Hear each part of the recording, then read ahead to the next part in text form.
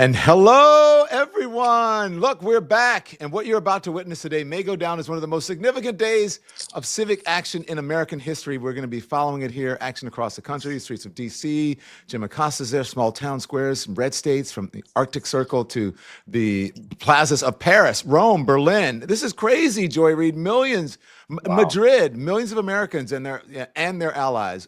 All on board and all abroad, they're celebrating and also saying there are no kings in America. Yes, amen. And this is the first significant no kings in the actual 250th year of America's separation from the previous Mad King George, the 250th birthday of the United States. This is No Kings 3. And it is actually really exciting to be here with you guys. It's always great to come back together, but also to see people stand up and resist and say no.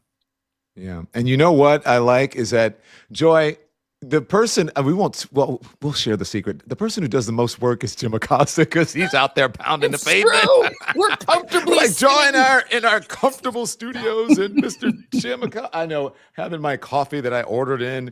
So Jim Acosta is out there. Jim, and now I understand that you're at a rally, you're on a bridge, and you are with the folks who are walking to the rally. Yeah. Jim, good to be with you. Take it away. What's going on, my friend? Yeah, guys, I got to tell you where I'm at right now. I am in Washington. I'm on the Frederick Douglass Bridge, kind of near Nationals Park where the Washington Nationals play. And there's a big No Kings march that is going to come across this bridge in about 30 or 45 minutes from now. So we're getting the stage. But we were just down on the National Mall earlier today. There were thousands of people down there. There was another march that went across the Memorial Bridge to the Lincoln Memorial. And so, yes, this is a little bit of work. It's good. It's good work if you can find it. I'm getting my steps in as well, so we'll keep an eye on that. But no, we're already seeing the protesters start to line up over here and get ready for this big march across the bridge.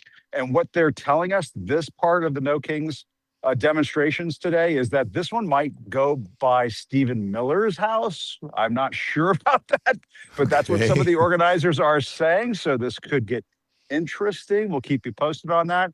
But I love being back with you guys. I mean, this is the part that I love most of all, is just being reunited with you guys, because we had so much fun the last couple of times. So we'll have some more fun today. Was that a strategy for them to go by there? I think so. And, a lot of these administration officials, they've moved like on a military base. So I don't know, we're supposed to go by that or something and make some noise near that. I don't know how all of this is going to play out. I'm just here, Don, as you know, reporting from the scene.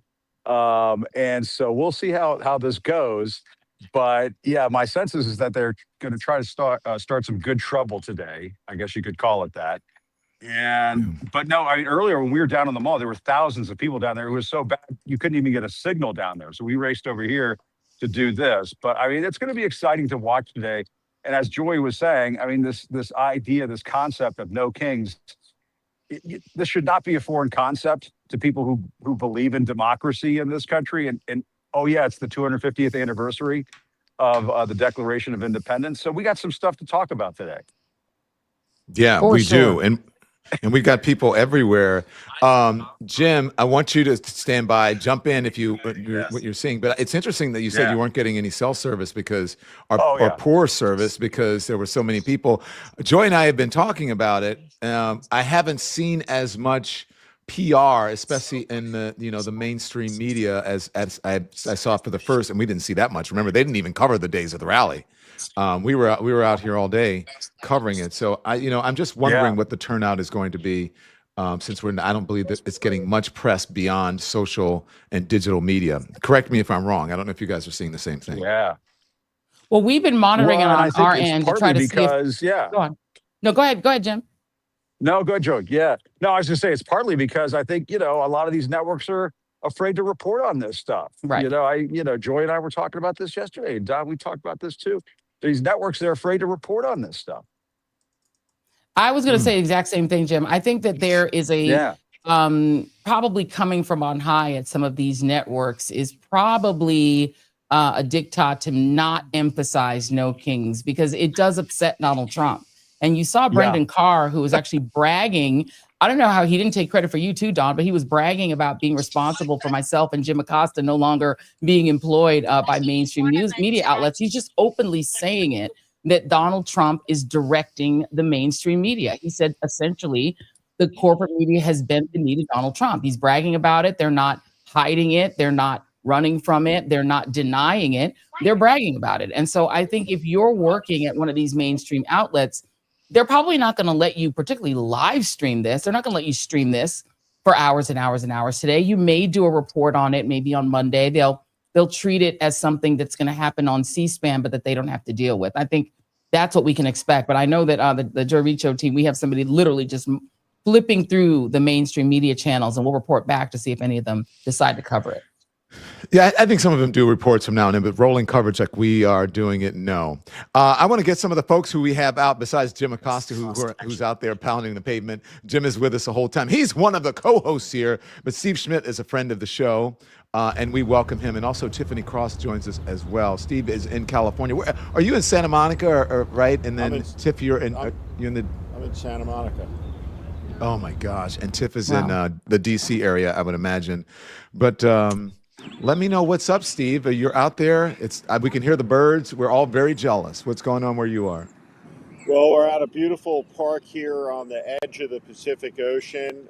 We have the police here. We have the organizers here. We have the If you DJ can hear me, I was just going to say about what Joey was saying about Brendan Carr, that Brendan Carr is a dick. I just wanted to say that. I just wanted to throw that out there. We're getting going. But anyway. Sorry. Okay, go on. That was Jim Acosta. And, go on. Things are just getting started here on the West Coast. The crowd hasn't really started arriving yet, but all the prep is underway. It'll be a beautiful setting here later for some thousands of people to get together like they are in all 50 states to denounce Donald Trump, to denounce his abominable administration, and to send a message: no kings in America. What's the sentiment that you're hearing and feeling where you are, Steve? I see huge crowds gathering in DC. I see huge crowds gathering in Minnesota. I am told there was a huge crowd, a ginormous crowd in Rome, which is obviously across the water. So what's the sentiment? What are you seeing? Are people just fed up and frustrated? Everyone I talk to is a combination of disgusted, exhausted, frightened, worried, and counting down until they can do something, which is fundamentally to go out and to vote this out. But obviously, there's a lot of worry. Donald Trump, between the last No Kings March and this one will be larger than the last one, has started a war. And not only has he started a war, he started a war with Iran. And not only has he started a war with Iran, he started a war with Iran that we're losing, that we're unable to achieve the strategic objectives, which makes the world far more dangerous. So all across the country, in every state, in every community, ordinary Americans, not organized by a political party, but organically, locally, are coming out to express their contempt and their disgust for the corruption, for the lawlessness, for the cruelty, for the maliciousness of this Trump administration. I think it's very important to remember, as millions and millions of Americans go out there today, as we speak, there are warehouses, industrial warehouses, 1 million square feet, 500,000 square feet that are being turned into, through government contract, concentration camps. And that's what people are out here today marching, speaking out against, is the totality of all the abuses in this, the 250th anniversary year of the country. And people today are going to raise their voice and to say that whether Donald Trump likes it or not, we have the right to protest. We have the right to worship as we choose. We have the right to our conscience, and we have the right to say no kings in America. Yeah. And Joy, look, we both know Tiffany, but I don't know her like you do because you guys are best friends and you work together. So I'm going to let you handle that. Hi, Tiff. Absolutely. Let's bring in the one and only Tiffany D. Cross, former host on the artist formerly known as MSNBC, but now independent media journalist who's got an amazing new book called Love Me, which you all should be also reading and ordering. Tiffany, tell us what's going on outside your window, because you, of course, live in the district. And so you're going to see a lot of this coming right outside of your window. So what's going on in Yeah, DC? I live mere blocks away from the White House. But first, let me say it's an honor to share the screen with you, Don, Joy, and Jim, the Magic Trio. And great to see you again, Steve. It's been some years since we shared the screen, Steve, but happy to be on with you guys. I just want to quickly... We're gonna make you and Steve part of the team next time. So Yes. just get ready. But go on. I'm ready. If you stay ready, you don't have to get ready. So I'm ready. I want to say, though, quickly about the comments you were making about the networks. And Don, I know you're constantly saying, please support independent media.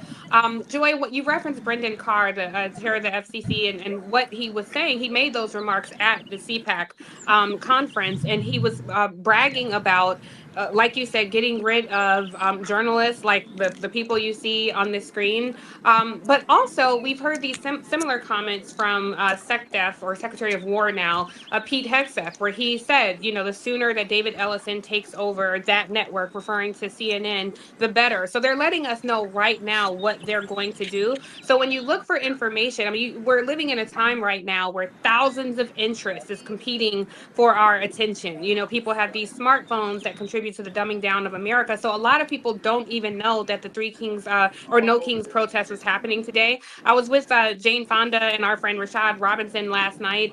She spoke so eloquently about the threats to our democracy that we're seeing. So when I see all these people protesting, we have to acknowledge that there is a bucket of people who are not protesting. And I think those are the folks that we have to focus on, because if we keep holding up this fallacy, this fantasy of, oh, but wait till midterms, well, a lot of us feel like I ain't too keen on repairing something that never really served me. I'm not too keen on revisiting an era where people, I mean, respectfully, you know, a lot of the folks from the never Trumper crowd, we're all locked arms together. But then when I see some of these people saying, tweeting, posting, and saying abolish ICE, and you know, we have to rethink public safety, and what does this mean? Oh, turns out that wasn't such a radical idea after all. So I think collectively we have to come to the table and say we have to give people something to believe in, because it is not just, well, we need to elect more people from this side of the aisle.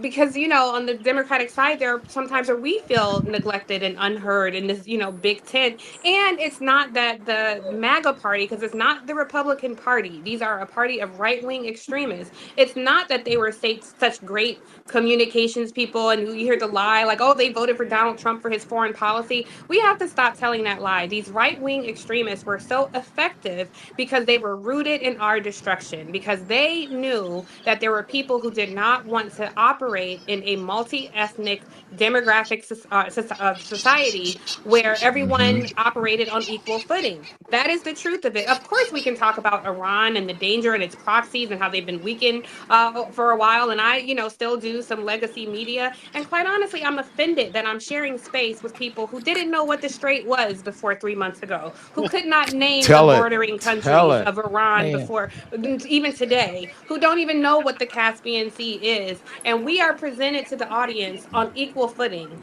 as though we are equal, as though their lack of intellect and their traffic in personal insults and regurgitating right-wing extremist talking points somehow is equivalent to an honest foreign policy argument. And that's the space that we're navigating. So I love seeing the protest. I love seeing the frustration, but I think we have to have honest, unfiltered conversation with each other right now on what the other part of this society looks like as we see the core pillars of our democracy crumbling, quite frankly. But I just want to say thank you again to you, Don, Joy, and Jim, for picking up the pieces, getting right back out there, and so being independent media for us to support. I do want to caution, though, even in the independent media conversation, that we have to also highlight the difference between journalists and people who have enough money to buy a podcast microphone and get a YouTube channel, because these are two different things. And we've seen what happens when audiences routinely tune out from legacy media or vetted journalists, and they start tuning into people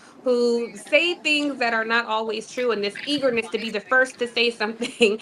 Everybody is not a journalist. You're looking at Joy, Don, and Jim are journalists, you know, on screen. And I just think as we get more to a disaggregation segregated space, we're going to have some trouble with folks who call themselves journalists who, quite frankly, That's are true. not.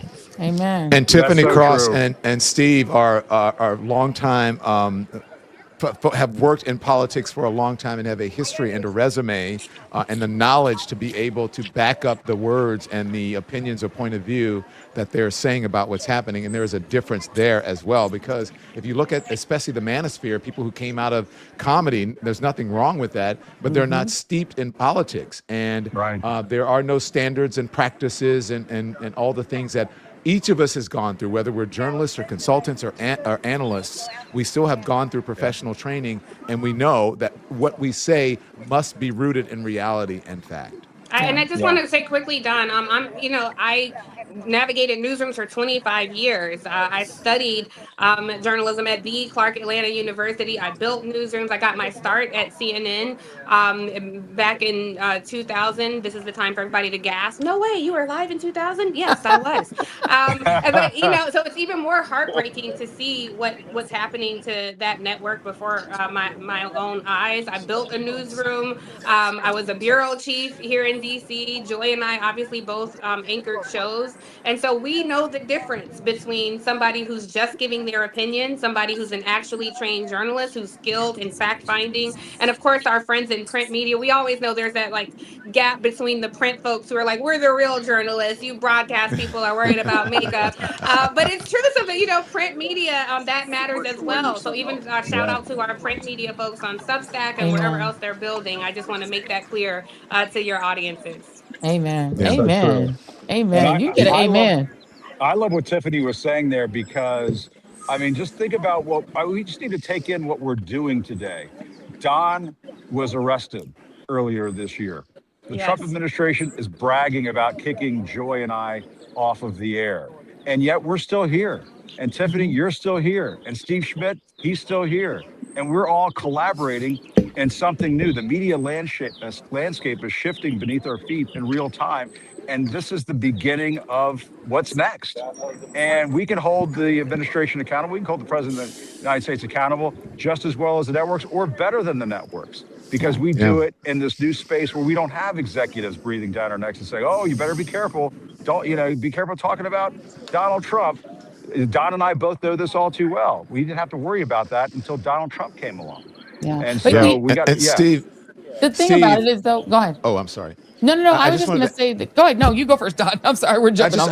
I wanted to ask Steve a question because Steve works in, in a space now that is very aware of this and pushes back. And Steve, I just wonder, the first people they come for, institution they come for, is the media, because they want to be able to shift the narrative, and they are doing it they're not doing it quietly. They're doing it in front of everyone. Pete Hegseth does it from the podium every time he updates us on what's happening in the war, and we're trespassing over the Tehran and throttling down and whatever the hell he's talking about. Donald Trump is saying the same thing. The media, the headlines should be written this way. It is an all-out assault on media, and the next space they will come for, I do believe, is independent media. I think all of this has to be looked at as playing out on a continuum from the very first act on the first day of Trump's first presidency, where Sean Spicer goes out and he demands a type of obedience from the MAGA member, and that is to suspend belief that the smaller crowd size, because Trump says so, is suddenly bigger. And you have a president who is told not 100 lies, but scores of tens of thousands. He is assaulted objective reality. There is no debate that exists in reality about whether there's free and fair elections in the United States. There is. Donald Trump lost an election. He won 2 of them, to our great national shame, but he won narrowly. It's the cornerstone of our society, and we're under siege from all of these lies. And what Donald Trump understands is that the person sitting across from him that wants to get a merger done, that wants to get a deal done, that person in almost every instance will not do what Katharine Graham did a generation ago, Yeah. which is stand up to power, which is what Don Lemon does, which is what Joy Reid does, which is what Jim Acosta does, what Tiffany Cross does. They won't do that. They'll capitulate. They'll get on their knees. ABC will write that check for an absurdist lawsuit. This entire sale with Paramount and CNN and all of it is a corrupt deal. All of it the fruit of a poisonous tree, the capitulation by Shari Redstone to a specious lawsuit. And over again, whether it's the top law firms, the big tech guys, they get on their knees. But the American people will not get on their knees. They will confront the abuses of power bearing down on them. And I think it's very important to understand something about democracy. It's what keeps us safe. The man who interrogated Adolf Eichmann for 275 hours, his name was Avner Less, and 20 years after he was asked any takeaways from the experience. And he said, yes, gave me my full faith in democracy because there are Adolf Eichmanns everywhere. They're harmless in a democracy. They're latent, but in a dictatorship of the left or right, they turn deadly in an instant. And this is an administration filled with little Eichmanns, exercising their authority, abusing their power, making threats. But no matter what they do, to threaten information, to threaten journalists, to threaten the news media, the water, as it does from the river, it will flow to the ocean. And the truth will flow out and the American people will see it. And no matter if it's covered or not, you're going to have millions of people on the streets today in all 50 states, in 1,000 communities, more even, saying no, not in our name.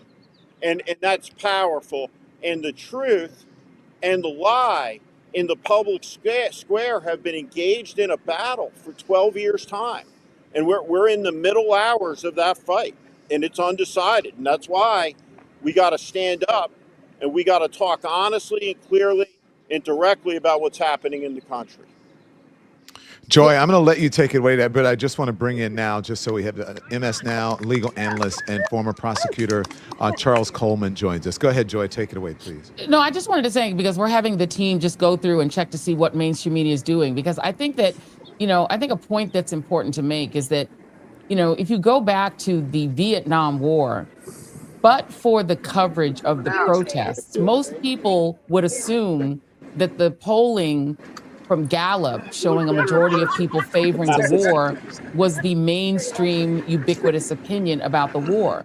And without the coverage of dissent, then dissent is happening in silence. And I think it's really important that independent media is here to allow people to see the dissent.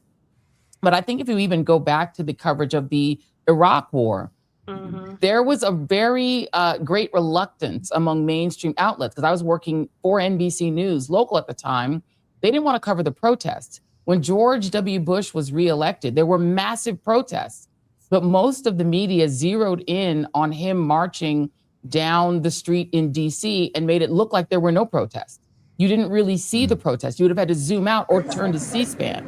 And I think it's actually dangerous that we're seeing mainstream media refuse to cover the dissent because they don't want to upset the president of the United States. I think that in and of itself is dangerous. Without seeing the Tiananmen Square massacre, we wouldn't know there was dissent in China. Without seeing the red, the Red Spring, we're seeing people actually be in the streets in these countries. You just wouldn't know that there was dissent. So I am concerned. We've seen now that apparently CNN did a 1-block segment, and then they moved on to talk about the TSA. They do have a Happening Now banner that's up on screen, but they're not covering it robustly, at least not yet.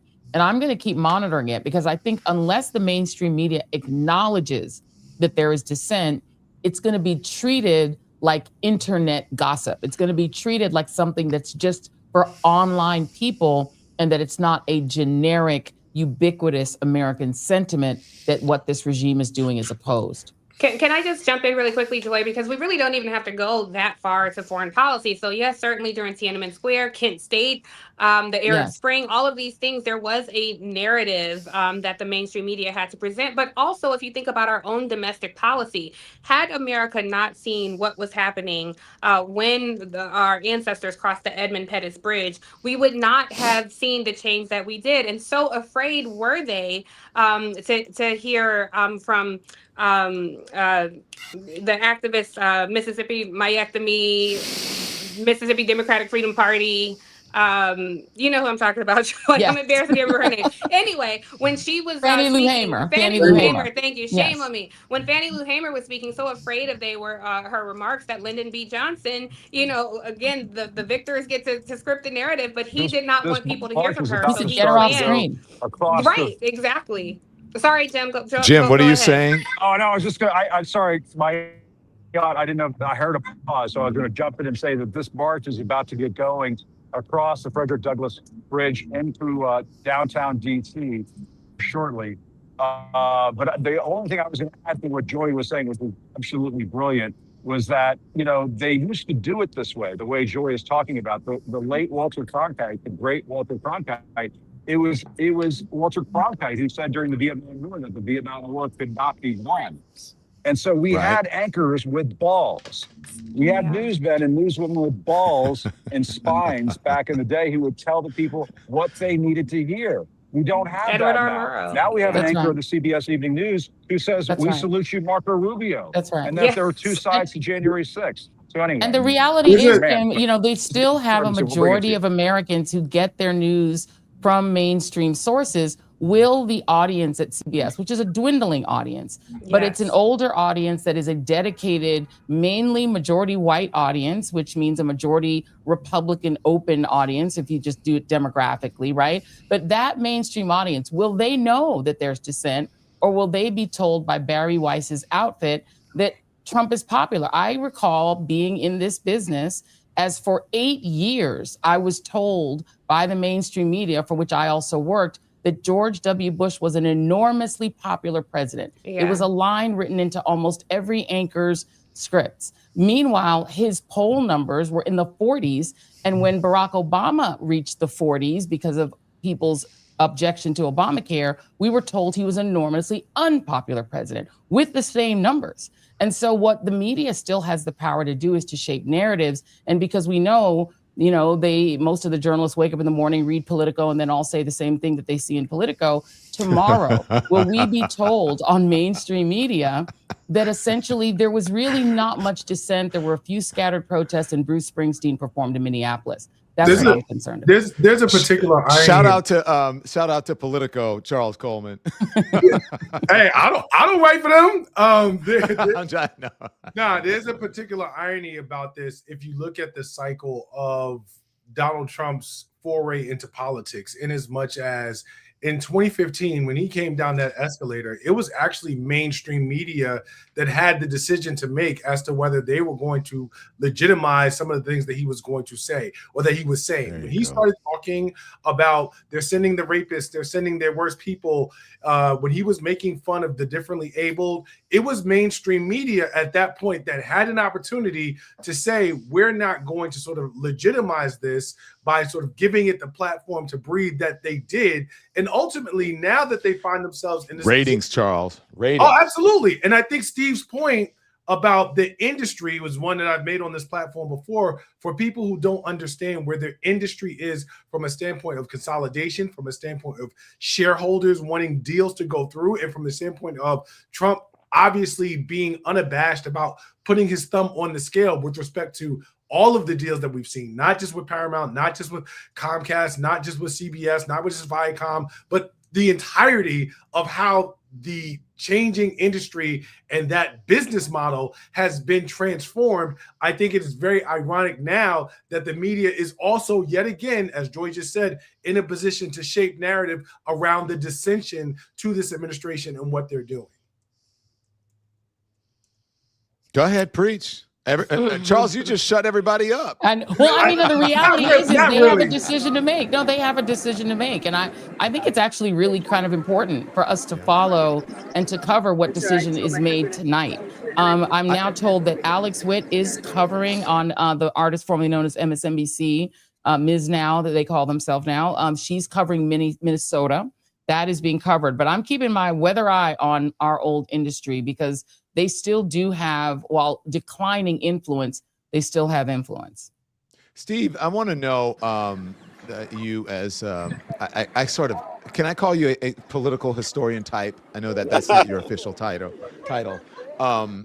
But I know you're not Meacham, but you do something that's much more pointed. And but I want to know how you think history will look back on this time of the MAGA regime, the MAGA administration, its attacks on institutions, its attacks and dismantling of the media, the dismantling of the #1 biggest, most important news program in the world, 60 Minutes, and the network on which that show aired.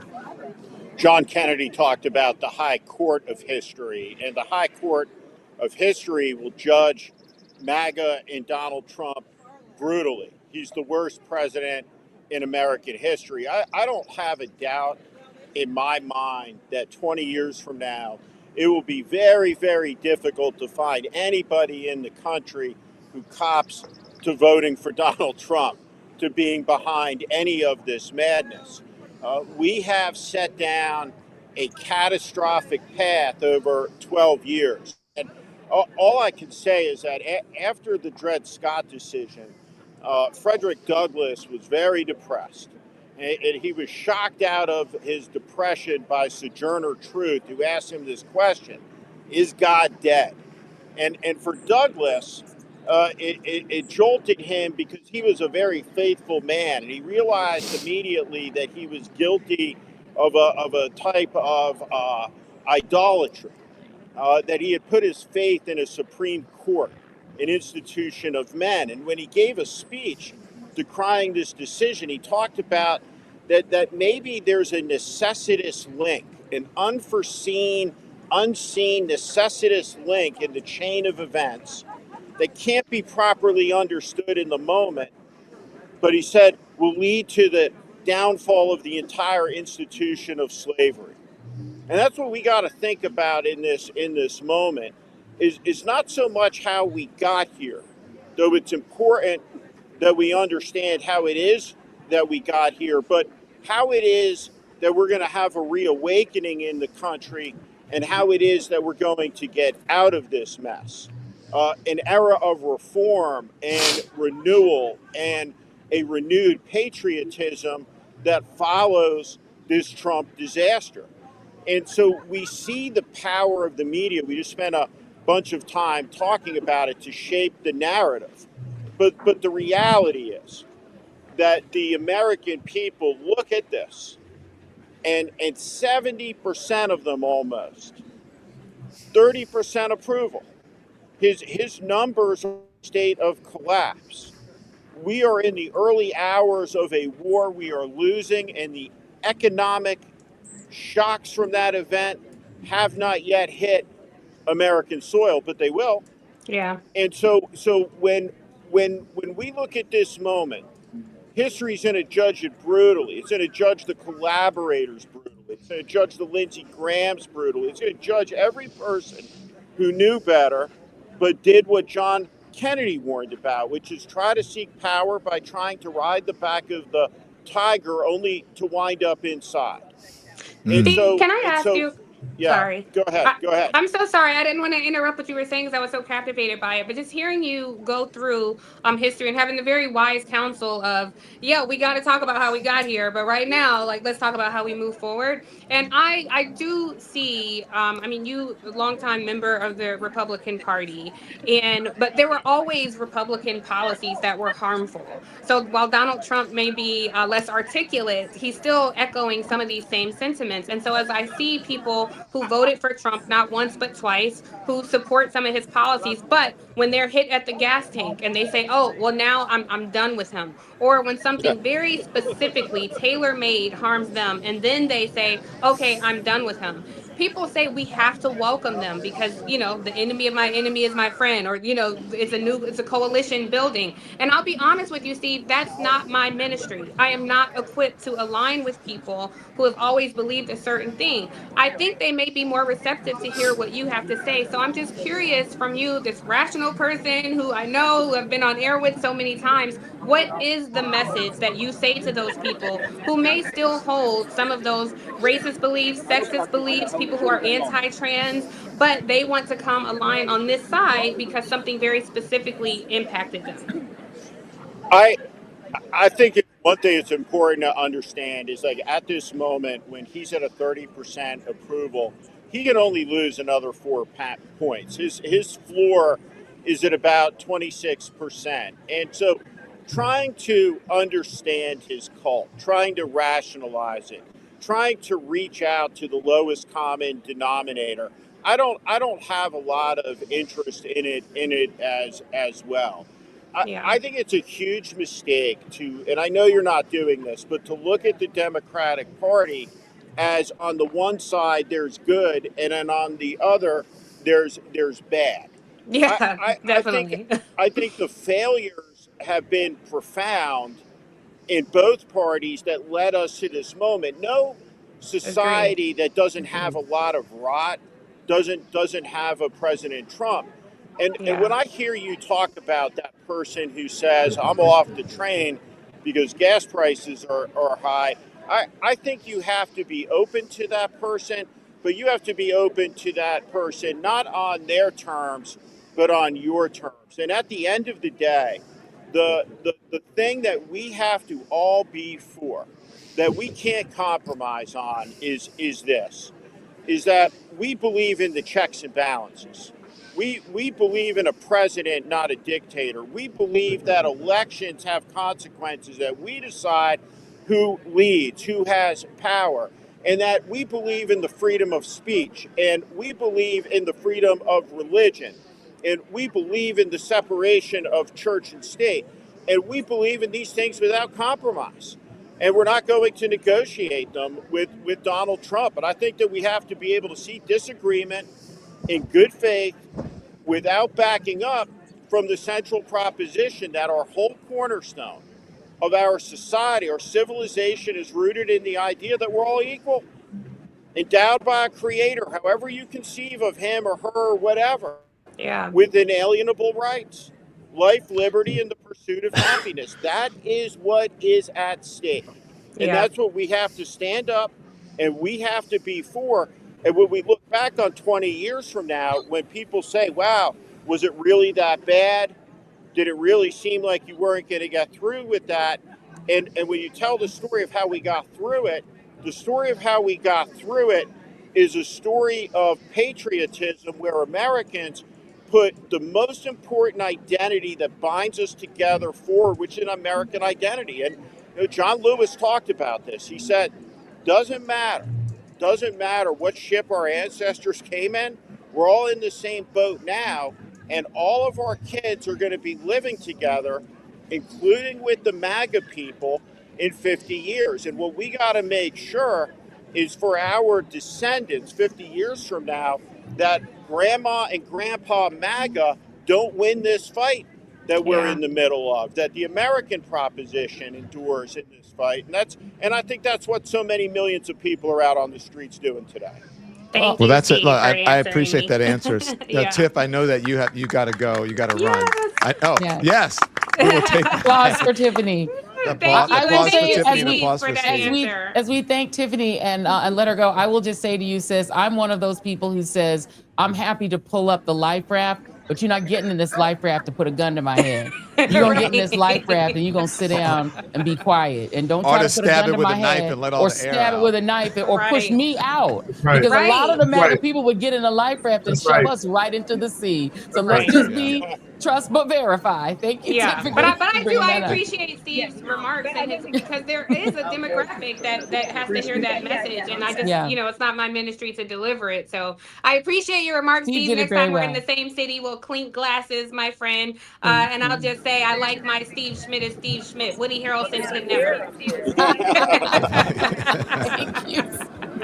I love you Tiffany Ross. guys. Thank you. Love you, lady. Thank you. Bye. Thank you. Thank you. Let me tell you guys this. If you're watching, if you're within the sound of our voice, or you're watching us or listening or whatever it is, make sure you subscribe to our channels, all of us. Subscribe to Steve's Substack, to Charles's show, to Charles's socials, the Joy Reid show on YouTube, all of us, and hit the thumbs up or whatever platform you're watching us on. If you're on Substack, hit the hearts. If you're on YouTube, hit the thumbs up. If you're watching us on TikTok, Instagram, Facebook, wherever it is, make sure that you engage, become a member, a subscriber, and shout out to our folks who are on Twitch as well, twitch.tv/Don Lemon. And I'm going to mute myself and do a promo for the social media to get even more engagement up, because we can in social media. So Charles, you know what I'm talking about. Charles, you got some new lighting. I like it. You upped your game, my brother. Listen, man, I'm trying to make sure that I'm ready for the independent media stage as much as I can be, like you enjoy. So any tips? Yeah.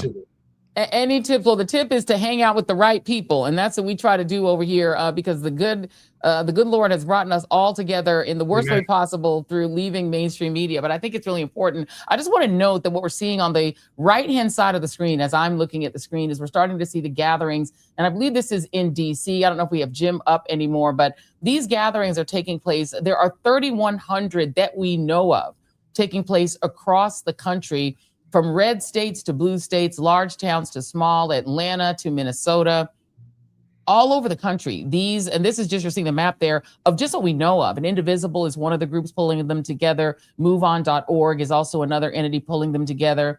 We're seeing every organization, large and small, come together to try to scream a resounding no to fascism, to authoritarianism, to autocracy. And it is ironic that in the 250th year of America's birth, the 250th anniversary of the Declaration of Independence, we have to again fight the idea of having a king. It's probably the ultimate irony that you have literal monarchists claiming that they are the ones who are America first. I don't think there's anything, Charles, more ironic than a monarchist, someone who believes that we should have a unitary executive, AKA an American king, who can call SEAL Team 6 to kill his enemies with impunity, who can commit crimes, steal classified documents, enrich himself off of the presidency, bring in income to himself based on his public policy, maybe even bet on oil futures while launching a war against Iran, a country that did not threaten us or attack us. It's ironic, and I would love to have each of y'all comment on this, because I don't think there's anything more ironic than having to fight the idea of an American king against a party that calls itself America first, when they're the ones attempting to prop Donald Trump up as an American monarch. I'll start with you, Charles. Yeah, Joy, I appreciate that. I often talk about the fact that America's future is in the hands of the judiciary. And I continue to say that, and will continue to say that, because from a policy and from a legal perspective, this is something that I very much so believe. And I think the point that you made hits home and underscores that, in as much as it's such a curious thing that this president and this party will invoke the Constitution. And in doing so, it seems like they're talking about a document that they've never read. And I'm not even talking about the way that they sort of hypocritically engage in. I'm talking about the fact that they literally don't seem to understand how it works. And what we have seen in the courts more and more and more, it took a little bit of time, but I knew that it would, is that they're being told, no, you're not able to do that. No, you are not able to do many of the things that you have tried to do, which is why this administration continues to take loss after loss after loss across the country, both on the civil side as well on the criminal side, because procedurally they're not doing what they need to do, and constitutionally they are running amok. And so I do think that in the 250th year of America, it does say a lot about the fact that the leadership of this country continues to fly in the face of what the country, at least on paper, was founded on. And the only check that has been viable, in my opinion, has been the people, which we're watching right now across the country, who have stood up and been courageous enough to say, to say no more, and the judiciary, who's been able to look at that same law and say, you are not able to do that. And so when people are looking at the government, when they're looking at its structure, I implore you to continue to pay attention to what's happening in the courts, because Congress is not a body that we can count on right now to appropriately check the president. We all know that. We all have seen that. And so the last stand is going to be from the bench. And I know there are a lot of people who are saying, rightfully so, well, the SCOTUS, the Supreme Court, not necessarily the most reliable body. I do understand why people have said that. Even they, at different points, I'm not giving them a whole lot of credit, have sought to check the president and note where he has gone further than the limits of his power are supposed to allow him, as well as federal courts and appeal courts. So this is something. Have they though, Charles? I'm sorry, have they? Because it seems to me that the monarchist in chief, the royalist in chief that we really have to worry about is John Roberts. It seems to me that John Roberts believes in a monarchy. He's the one who delivered the ruling and the majority to say that Donald Trump has monarchical, uncheckable powers. He did that. So it seems to me that there are 5 monarchists at least on this court. The immunity ruling, Joy, and and you're right to point that out, is perhaps one of the most dangerous rulings that we've seen as far as limits on presidential power in a lifetime. And I think that continues to be something that even now the Supreme Court partially regrets giving him that latitude. I think you're right to point that out about John Roberts. And again, I am not giving the Supreme Court any real modicum of credit here. What I am saying is that below them, there are a significant number of district court judges and even appeals court judges who have done the right thing and continue to do the right thing. And so I have more faith in the judiciary as a branch, not the Supreme Court's shortcomings notwithstanding, than I do either branches of Congress at this point in terms of the structure of government, putting any type of check on this administration. We are looking on the right side of our screen. I think Don is still doing promos. And I think he might be No, back. I'm here. Look at what so we've got Houston, I'm here Don, just enjoying our program. Enjoying the program. So we got Washington, D.C. on the screen. You see it's thickening up, filling up. We can see Minneapolis there in the lower left. On Philadelphia, look at Philly. Philly is in full effect on the lower right-hand side of your screen. You can see Houston, Texas, up in the upper right-hand corner. That's where ICE was doing the unpaid TSA people's jobs the other day at the airport. Don, this is a full-fledged a rollout for the American people. Let me just give you the update on what I was talking about earlier, Don. We've got Ms. Now. Ms. Now is covering these protests. Wonderful Alex Witt just spoke with Senator Tina Smith. And she's covering other cities as well. CNN is now covering the protests as of 1:30 p.m. ABC, so far, no coverage, covering 20 years of Hannah Montana in basketball, according to our producers over on Team TJRS. Fox, no coverage thus far as of 1:30. They were doing TSA coverage and talking about Tiger Woods' DUI arrest. BBC, no coverage so far. They are still covering the Iran war mainly, and nothing yet. This will shock you, Don. Nothing yet on CBS. They are covering basketball. Guys, I got to jump. Don, I know you have a lot to say about that. I got to jump. Always a pleasure to see everyone. Thank you, Charles. Thanks, Thank Charles. you. Be well. No, I think it's pretty predictable. Look, for the first 2, as we know, we were here all by our lonesome. And, imitation is the best form of flattery. So if they're out here covering it, then I hope that they bring light to it. But, as I said, we've been doing this for the last 2 No Kings, and now it's a 3rd one. And today marks the 3rd nationwide wave of No Kings demonstrations. Virtually every measure, it is the largest yet. There's more than 3,300 events that are planned all across all 50 states Organizers are calling this potentially the largest day of domestic political protest in U.S. history. So today's protest is part of a series of demonstrations preceded by No Kings protest back in June that we covered. Then we covered it again in October, a general strike in Minnesota in January in response to this Operation Metro Surge, and then a larger nationwide strike on January 30th. So the flagship rally today is really in Minneapolis, St. Paul, that we're going to be watching. Minnesota's ground zero for all of this. So as you guys know, so we're paying attention to it. Bruce Springsteen's going to be there. Jane Fonda is there. I think Joan Baez among some of the people expected to perform. And organizers participating in more than 100,000 people at that event alone. Yeah, it's a Joan Baez. Had a chance to meet her yesterday at the First Amendment, the Committee for the First Amendment. Incredible protest. He and Jim Acosta attended with the glorious Jane Fonda, who, by the way, looks amazing. But it was incredible. Was Oh, she was fantastic. But Joan Baez is somebody who has been at this, as has Jane Fonda, since the 1960s, Jim. And, you know, did have a chance to have that conversation with her. We talked a little bit about this last night. And I asked her, is she mad at us? Is her generation irritated that they have to redo this? That's the generation that fought for civil rights. And here we are again, having to protest a needless war and having to do it all again. I'll throw it to you, Jim. And then I had that question for Steve as well, is whether you feel that the redo is an indignity to the country. I mean, I think what we're seeing right now all across the country, Joy, Don, and Steve, I mean, this is what America is all about. And, you know, what is happening today is... Uh-oh, we lost Jim. Uh-oh, am I back now? Now you're back. You're back. back. Sorry. No, I was just saying that this is the most American thing you can do, to be out here protesting and marching across the streets of your city or town, and you know, government to go fly a kite.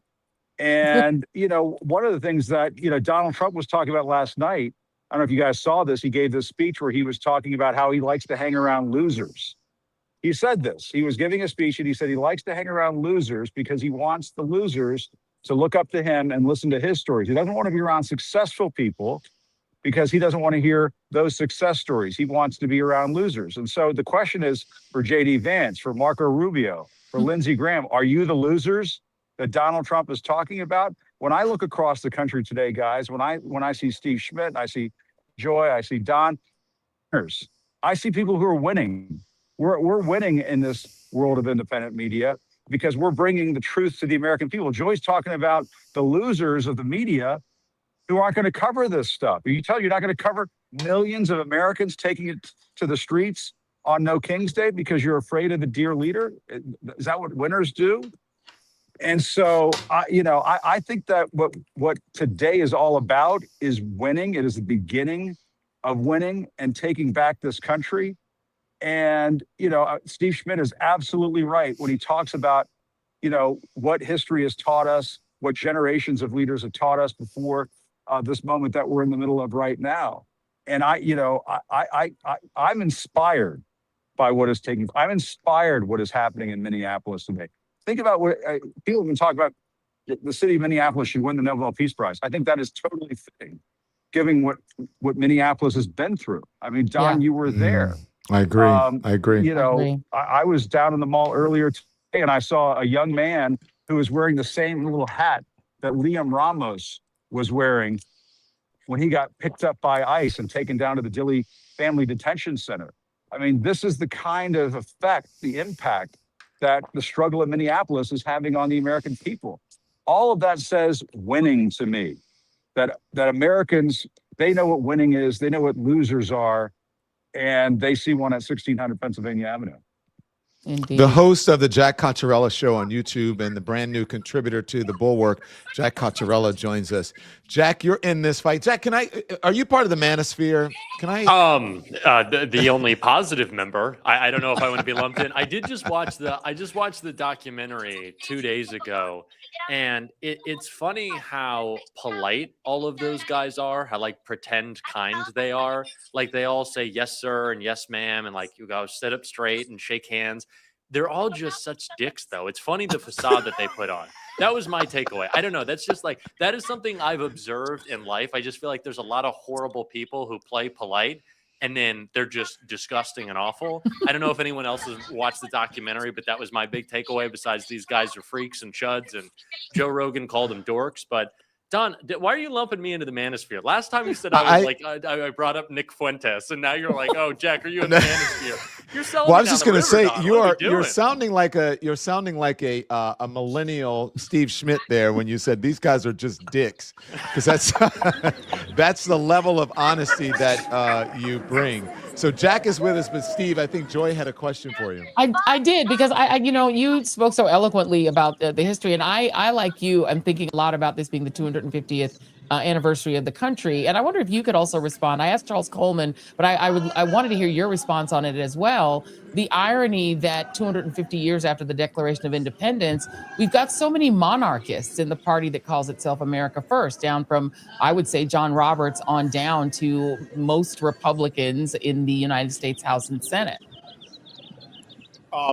When you ask that question, Joy, first off, it's great to be with you. I think about Franklin Roosevelt, and I think about the speech he gave to Democrats in 1936, and he talked about a couple of things in that speech, and two of them I think are apt for everybody who's our age, who's Generation X, that in our 20s was told that history was over. It had reached its zenith, its endpoint. Democracy was triumphant, and that we stood at the precipice of peace for our time and all times in an age of unlimited prosperity ahead. And it didn't turn out to be like that. And Roosevelt, in that speech, talked about that there's a peculiar rhythm of history, that of some generations, much is given, and of others, much is expected. And he said of that generation, which we remember as the greatest, that they had a rendezvous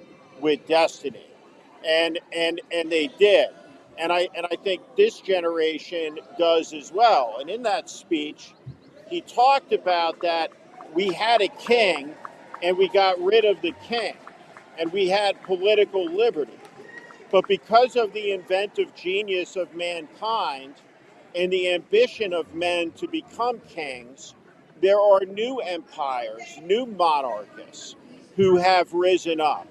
And they were defeated by Roosevelt in his day, but now we have Musk, and we have Bezos, and we have Zuckerberg, and we have a new king, and all of his economic royalists and monarchists who want to rule by decree, not at our decisions.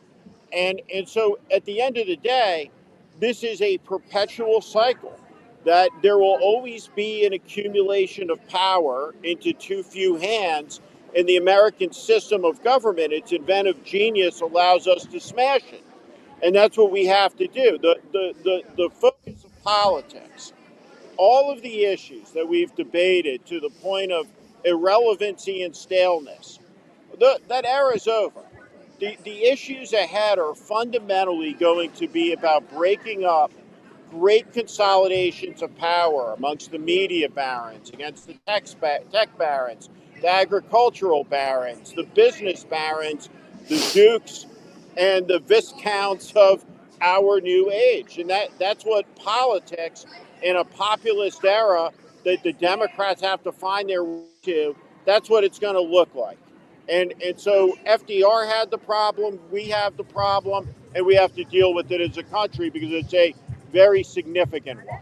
Yeah, indeed. The host of the Bituation Room is here. I love that name. The Bituation Room podcast and a contributor to Zateo. Hi. Jessica Fiorentini joins us as well. Welcome. You're here with Steve Schmidt, Joy Reid, of course. Hello. Jack Cocciarella. Hello. Jack is already getting us in trouble, probably getting us demonetized by demonizing people. And Jack's just sitting there. I love that you're just picking on it. He's literally doing nothing wrong and Thrown just under the bus catching instantly. strays. Don, So you asked Jack, me if I was in the seriously, manosphere. You said, Jack, the are you reason and I was Andrew asking That about was the that- opening guy? question. Is he in the manosphere, Don? I love you, Don, but I'm going to have to take up for Jack So on this rude. one. But there's Rude. a method to my madness. I was asking what he's hearing out there in the zeitgeist, because there are a lot of folks in the manosphere who are all of a sudden having buyer's remorse. And as are I have to be honest with you. Some of our Latino brothers and sisters who are, I saw this report in the New York Times in the Rio Grande, where most of them switched over to vote for Donald Trump. And now they're losing their businesses. They're going bankrupt, and they're saying they didn't think that it was going to happen to them. So it's surprising to me that these people didn't know this was going to happen when he's doing pretty much everything he said he was going to do, and a lot of what he said he wasn't going to do, like, forever wars and bring the, price of things down. None of that is happening. Gas is up. So what are you hearing out there? Jack Cottarella, that's that's for you. me. Okay, Cat your tongue. Yeah, a little bit. When you see I thought maybe you had some He buyer's was remorse still and you were stunned by the rudeness. Yeah, I don't think he was over it. Well, I saw some interesting polling developments that the dissatisfied generation, that is my generation, Gen Z, is incredibly dissatisfied with Donald Trump and his presidency right now. We saw a swing of Trump sitting at about November 2024, -1 approval with 18 to 29, and that's gone to -51 points on Donald Trump's approval. But we are in or at least my generation is one of great just general dissatisfaction that can happen quite quickly. And I think that's why when we talk about what our response has to be, it can't be, bemoaning the institutions or the fact that Chuck Schumer didn't get to, sign some paperwork for an illegal war, but instead that we create big structural change that does not bring us to these places again. And that instead of being heartbroken for the institutions, we actually care for the people who are hurting, because if not, we will just be switching back party control every 2 and 4 years. If we just allow democratic leadership to continue to fail us, everyone will continue to fail. And I think that we have a unique moment. I think the three of us, Francesca, Joy, we're all going to be at the Choose Your Fighter rally later tonight with the Progressive Victory Fund. And I think right now is a moment for leaders who want something different, because if we don't, everyone will just continue to be dissatisfied. But that is all to say, young people are pissed and they are looking for someone to cultivate that anger. They could just happily sit with it and stew, or someone could do something about it to energize them. I think there's always been a belief that all young people will organize ourselves. And I was, really hoping that would happen. It's not gonna. We need someone to excite us. Like, we're a generation of people that can't call to make our own doctor's appointments. So don't expect us to organize independently all the time. There are a lot of us who will. But there's a lot of us who will, but you got to give us a reason to show up. Okay. Some of us are scared to call the dentist. I want to ask Jim or sorry, Francesca, Jim or Steve, I want to hear from some of the protesters who are out there. If you guys, if there's someone around you guys, we'd love to hear from some of them. I want to, can I just piggyback on what Jack was saying really quick, and also what Joy and Reid was saying. Joy, I appreciate the question. Look, I came of political consciousness when I was 17 and George W. Bush stole an election. And so when I moved to New York in 2001 to go to NYU, what happened in September of 2001? Yes. 9/11 and the ensuing war on terror. It changed my life. It made me a lifelong anti-war activist. And so, you know what? All these years later, I have a 3-year-old, and no, I'm pissed that we have to go back into the streets and fight against yet another war in the Middle East. And I think Jack put it really well. A lot of this also has to do with democratic leadership and their fecklessness. I think that we've had, 30 years now, 20 years to basically change the narrative around forever wars, around U.S. militarism. And yet every single time, whether it's Nancy Pelosi, whether it's Hakeem Jeffries, our leadership constantly sort of, they, for lack of a better term, pussyfoot around when it comes to should we be moving money out of this bloated military into things that actually keep us safe, like having healthcare, like having a roof over your head, right? Like having access, not even access, guarantee of an education. These are the things that actually keep us safe in this country. We have a massive national priorities problem, and we've had it for decades. And so it's on democratic leadership to show the vision. Because Don, to your point, I think a lot of voters who voted for Trump in 2024, they were like, look, I don't like the guy and I think he lies, but there's some sort of vision. He's at least naming a pain. Whereas I feel like people felt like the sort of endless fake positivity of the Harris campaign was not even tapping into what they were actually feeling and the pain they were going through. And last thought, Jack, you mentioned young people. Look, man, young people been showing up. They showed up in Occupy Wall Street, okay? If you want to go back to my era, we showed up in the anti-war movement. We showed up in Occupy Wall Street. We showed up for the March for Our Lives to stop this endless gun violence. We've shown up for against genocide. We've shown up against genocide. And of course, we cannot forget how we showed up and showed out for Black lives and saying, stop murdering people in the streets. We need massive police and criminal justice reform. And what happened? Where's the change? What did Democrats deliver? Again and again. So this is the thing. Young people have shown up. We've done our part. They have done their part. We need to be met halfway. Because the movement's there, the anger, the organizing, it's there. But stop chiding us and telling them, no, little child, you don't understand. We can't protect you from death. Or what are we, politicians? Are we leaders in this country? So that's what I would say to the idea that the youth are not active. I think they are, but I think they're cynical. Yeah, and I mean, that is a generational problem that's gone on since Vietnam. Young people protested Vietnam, they kept bombing, and then added Cambodia. Young people, I am from the anti-George W. Bush war generation as well, because I was sternly against that war on Iraq. Y'all are They did young. it anyway, and they expanded it. And the problem is, we can't make them stop doing these wars. And the parties, both of them, neither of them are listening. They're not listening on genocide. They're just not listening. I think that is very true. That's not just one side. Can we look at what's going on there? Jim Acosta looks like he's got an adorable guest there. I've got a couple of adorable guests, mother and daughter right here. Is that right? And this young lady right here is holding a sign that says the Holocaust started with mass deportations. Oof. And, I mean, that is something, guys, that I've been seeing all day long is people are saying, fuck ICE. They are saying that ICE has gone way overboard in this country. And sorry for using that language in front of you. You're a young lady, but I imagine that's how you guys feel, that this is something that you're very much passionate about. Very passionate about. Yeah. And I'm rise up, rise against, they're saying. And I mean, but seriously, this is what we've been seeing all day long down here in Washington, D.C., is that I see people talking about the Epstein files. I see people talking about mass deportations and even little Liam. Everybody's talking about little Liam today. Guys, it struck such a chord all over the country, what this administration has done to little kids, putting them in detention camps, families in detention camps. I mean, it's not who we are as a country. And I'm sure you guys hear this from time to time.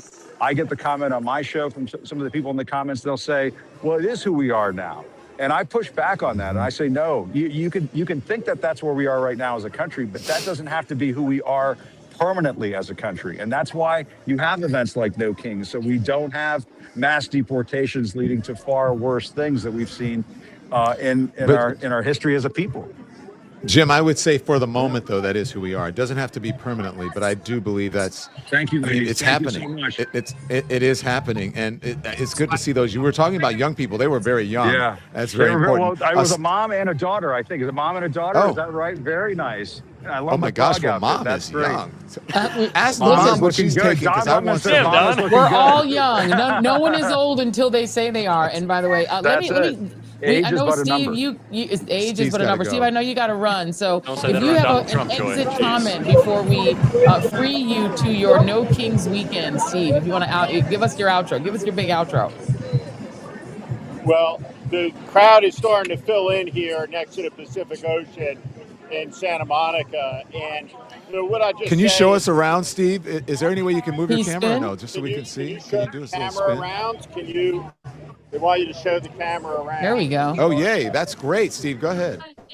We're getting a lot of people. Okay, Santa Monica. Fill in now here in Santa Monica, and there's a lot more walking coming into the area. We got police helicopters. We got mounted policemen on the horses. Santa Monica police smiling, friendly in their disposition to everybody. A lot of very funny signs, but there's about 200 some odd days until the midterm elections. And this is part of exercising the muscles for that choice. And we're going to see more protests over the spring, over the course of the summer. We have the desecrative event, this mixed martial arts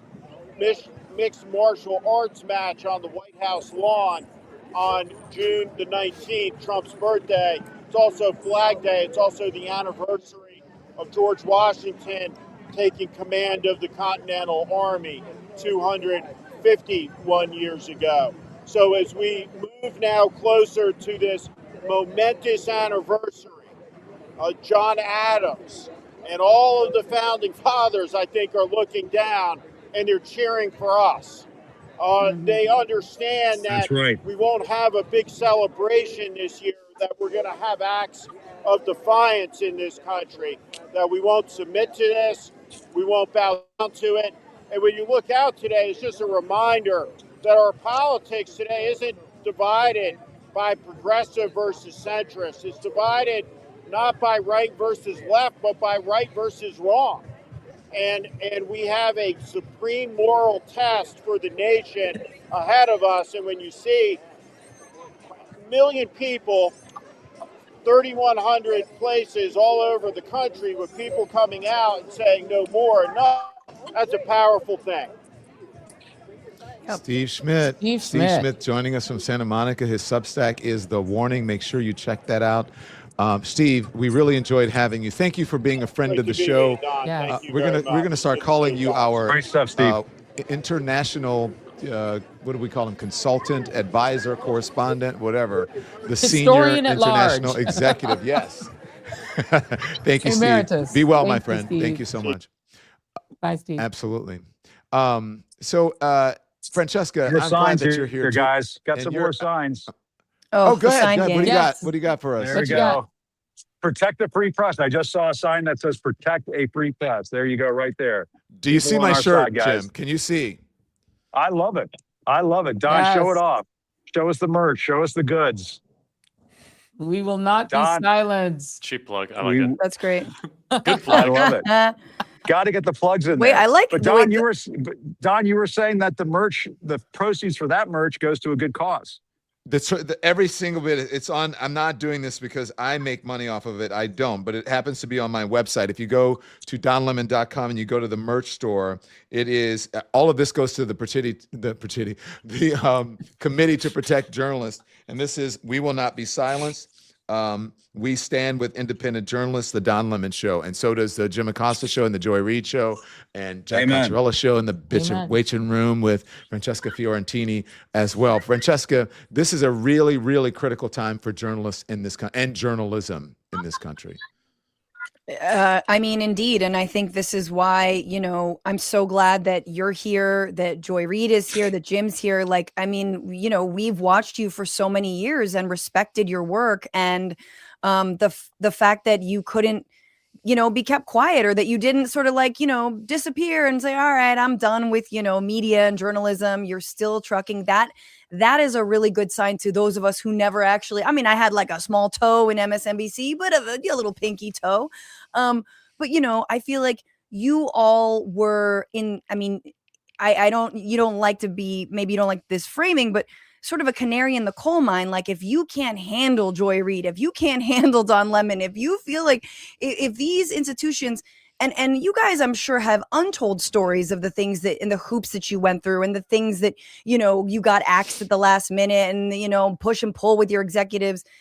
And even then, Joy, your coverage of things like Gaza were deemed so unsafe. Jim, your pushback on, the White House was deemed so unsafe. And so this is a really chilling warning shot across the bow. And so the fact that you guys are still in it, for younger folks like us and independent journalists, it really actually means a lot, because it means like, oh no, y'all aren't just gonna like disappear and like be like, you know what, I'm gonna, work on interior decoration or whatever it is, even though we all might want to.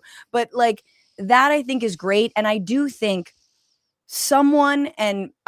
there will be money, and there will be a time when we come roaring back, when we have alternative mechanisms to get our message out. I mean, look, I'm so grateful that we're like on YouTube and we've got, however, 12, 15,000 people, watching. But, like a lot of these big tech companies are not our friends. And at some point, we're also going to have to be honest about breaking them up, and making sure that they're held accountable for also some of what they are doing in terms of censorship, in terms of anti-monopolistic practices and all that. Joy, I want to bring in someone that you may be familiar with, and because she works for the Joy Reid show, is Miss Khan on? It's Nitha Khan, right? Yes, Nitha Khan is one of our fabulous producers at the Joy Reid show. She is at the Central Park, New York City protest. Nitha, how are you? Tell us what you're seeing. Hi, Joy. It's a little hard to hear you, but I'm going to walk around. So I'm in Columbus Circle right now, and I'll pan a little bit so you can see. People have already started marching down. It looks like they're going down Broadway and then heading towards 7th, I believe, and then making their way towards Times Square. And over here at Columbus Circle, it was completely packed just a short minute Can't ago. hear you. Get your mic, get that mic closer up so we can hear you. There you go. Hold up. Okay, there you can go. you hear me now? Yeah, we got you. Yeah, we got you. yeah. Right, When so they I say have eat somebody that here. Her mic, put name it is as close you to your gotta put mouth that as mic real possible. close. She's actually from Louisville, Kentucky. Okay, so she's from Louisville, Kentucky, and came back here on vacation. Is that correct? Yes, to hang out in New York for 10 days. And decided to attend the No Kings protest. And tell us why, sir. Well, no matter where I was in the world, I was going to be attending No Kings. I am so sick of the most idiotic, incompetent, hateful, rude, foul people having power over all of us. We are way more powerful together, and it stops now. I'm so absolutely fed up. And does coming out here make you feel inspired to be with other people that feel the same way that you do, that are doing something, that are fighting back, that are pushing back? Absolutely. Being together collectively in this moment, I think really matters. The feeling that we all are sick of it.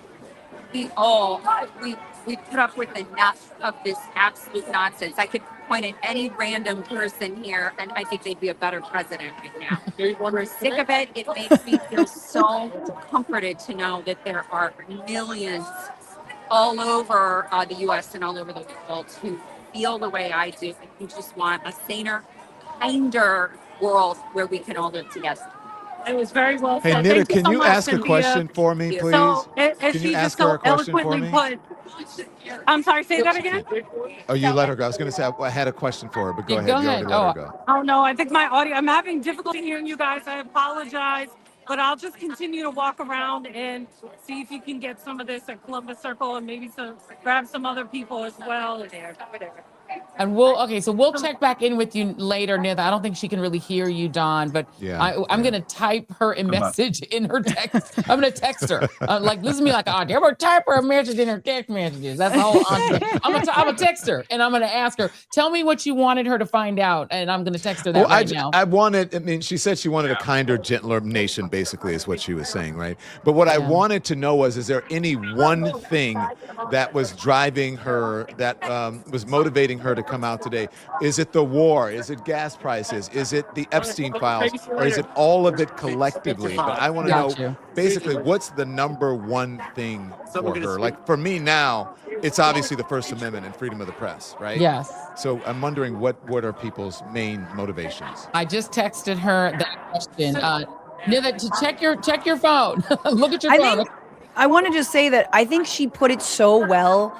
And it's the reason why I'm like, oh, we got to stay and fight in this country. Like, we can't back down, because the fact that we are being ruled by such idiotic a-holes who are cruel and stupid at the same time. And I think maybe it was Steve or Jim brought up earlier that Trump said that he likes to surround himself with idiots and morons because he doesn't want, and losers. He said losers. He wants losers around him because he doesn't want to feel like he's being outshone or overshadowed by their accomplishments, which is such an insane thing for a person, especially the president of the United States, to say. And to me, that's where it comes down to. It's like, if there's any reason to get out to the streets today, it's that you could run this country better. You with more moral center, more heart, more accountability. And when you don't know what you're doing, you have the decency and the humility to say, I need some help. I don't know what I'm doing. I'm going to bring some experts in. What about that? And so this is why we have to fight, because we cannot forfeit this country to such buffoons, because they're really, they're trying to have it all. Yeah. And Did you say chud, Jack? Did you say chud? Yeah. They are chuds. Yeah. I think that's a perfect description of it. Word of the day. I wonder if Wajahat Ali can top that that chud language. I want to bring in Wajahat Ali now. Wajahat, I'm introducing Wajahat Ali is just the man about town, man about social media, Man about the man Substack. who says it like it is, the man about Substack. Wajahat, what's your Substack again? The left hook, because I'm left-handed. Yes. A jinn, according to Muslims. Do you have another word for them besides chuds? I mean, chud is fantastic. I'm just going to go with the Game of Thrones reference. Reeks. They're reeks. They live permanently within Donald Trump's anus, thinking that there's wealth and comfort, digging upward for crypto and gold, and finding nothing but cankles and cysts. This. That was a weird. Ugh. What's this? It might be more like roids. I got to workshop that. Jim, go ahead. I think Reek had his sexual organs removed. Isn't Yes. that also the case with? It's very fitting. Reek was Yes. castrated, flayed, Game of Thrones. mocked, and Yes. ridiculed. Yes. And furthermore, look, if you want to see a Reek, look at Marco Rubio. I look Yes. at Marco Rubio, like the Latino doing 14 jobs. Little in Marco. the Trump The administration. Latino soon to be president of Cuba. President and Prime Minister, and also Prime Minister. Secretary of State of Cuba. But to your point, Don, what Francesca was saying, I mean, in all seriousness, he's the Secretary of State, right? You know who's doing his job? Jared Kushner and Stephen Witkoff. Mhm. Jared Kushner literally has no appointment. Jared Kushner bypassed security clearance. Jared Kushner is the big story that people have all forgotten. Is last month there was a story that said that Tulsi Gabbard and Susie Wiles have sat on a national security warning about one of the people close to Donald Trump who's compromised by foreign intelligence. A follow-up report said that that's Jared Kushner. No one followed up on that. Jared Kushner has no security clearance. He's doing the job of Marco Rubio, negotiating with Russia, negotiating with Iran, negotiating with Israel, and meanwhile getting billions of dollars of investments from these countries, the Witkoffs and the Kushners. So in addition to incompetence, to what Francesca was saying, these people are the most corrupt mother effers on earth. And anyone who's watching right now, the fact that we're being led into this disastrous war, led into inflation, led into a recession, the fact that life expectancy in America, Joy, has gone down, measles has gone up. Anyone watching right now, if you sit there and you go, who am I? I'm nobody. I can't run for office. These mother effers are in office. We can literally replace them and you will do a better job. Yeah, indeed. I mean, anyone could, right? I mean, we could go get your average 10th grader and they would run the country better. And Watch, I think you make an excellent point, but I wonder to what extent that kind of corruption actually breaks through, and I'll ask you that, but I also want to ask Jack that, because young men are the currency with which the far right and MAGA pays for its continued occupation of our country. They go through young men who are, if you look at the polling, the most discontent, the sort of most, separated from society, the most ideologically isolated, and they are isolated. I mean, Don makes the joke about the manosphere, but maybe I'll flip it and start with you first. But are those kind of messages breaking through, or do young men, are they even paying attention to Jared Kushner's grifting, et cetera, and Marco Rubio's foolishness? I think they're breaking through in the view of this as a broken system and not just individuals. There's a great man theory of history of which, special individuals are able to change the course of time. And I think we flipped that in our current era of politics. We really have to dumb everything down to the bad man theory, where it's all just Donald Trump's fault, or the example that I've been talking about a lot on my show, where you see, Democrats couch their kind of halfway criticisms of the Israeli government in just, if we could just get rid of Benjamin Netanyahu. And that's not true. We have a parasitic relationship with the Israeli government. It is fundamentally broken. It is an apartheid state carrying out a genocide, and getting rid of one bad guy isn't going to change that. The same thing is true of Donald Trump. If you just talk about Trump, you are not talking about the systems that put him in place. And I think when people just attack the one guy, it starts to fall on deaf ears, because people see Donald Trump, at least in my generation, as more of a buffoon than ever, as a joke. It's just like, what is going on here, but they don't feel it in their everyday lives. I think what they feel is a system that is broken because our social media companies exist to extract enough attention out of us to, do 5% year over year, week over week growth, that their enemy is like whether or not we're sleeping. And so they want to isolate us. They want to make our lives worse. People see broken systems. And so when we chalk it all up to like, oh, there's these guys, it doesn't land as much as talking about an Epstein class, these social media behemoths that are shitifying our world to make us more isolated, a broken foreign policy that continues to get us into forever wars for the Israeli government or for the Epstein class. And there's a bit of crossover there, you could certainly say. And I think that's the better message than just saying, not to say that I won't have a lot of fun talking about Jared Kushner, a guy who got $2 billion under the stipulation that he wasn't allowed to touch it because he's too stupid, yet we're supposed to believe that the Saudis thought he was a genius and say, let's buy into Jared's fund. Yes, I think we should be talking about those guys, but I think it's a failure of communication imagination when we don't try to talk about the systems, because it is the systems. Getting rid of Trump is important, but it is a step. It is not the whole deal. And I think when we don't say that, we're not making a case that really resonates with people. Yeah. Francesca, go for it. I think you're jumping in. I think you're muted. No, you're not. Go. Oh, No, yeah, I gotta jump in a little bit because I'm gonna go help host the rally here in downtown Los Angeles at 2. So everyone come out to that. I also think men are fragile. So every time you point out how they've been like duped and how they like young men have like more reactionary views about, gender roles than boomers do, they sort of retreat and they're like, no. And so, there is something I think strategic about, and I also think like people of color throughout the decades understand this about white people as well. Like when you call them on their shit, they get really, really defensive.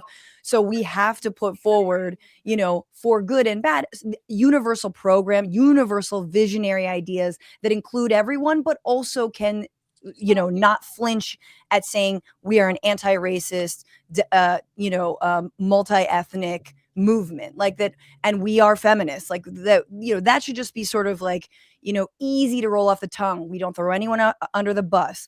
We don't believe trans athletes, the one trans athlete should be barred from competing, right?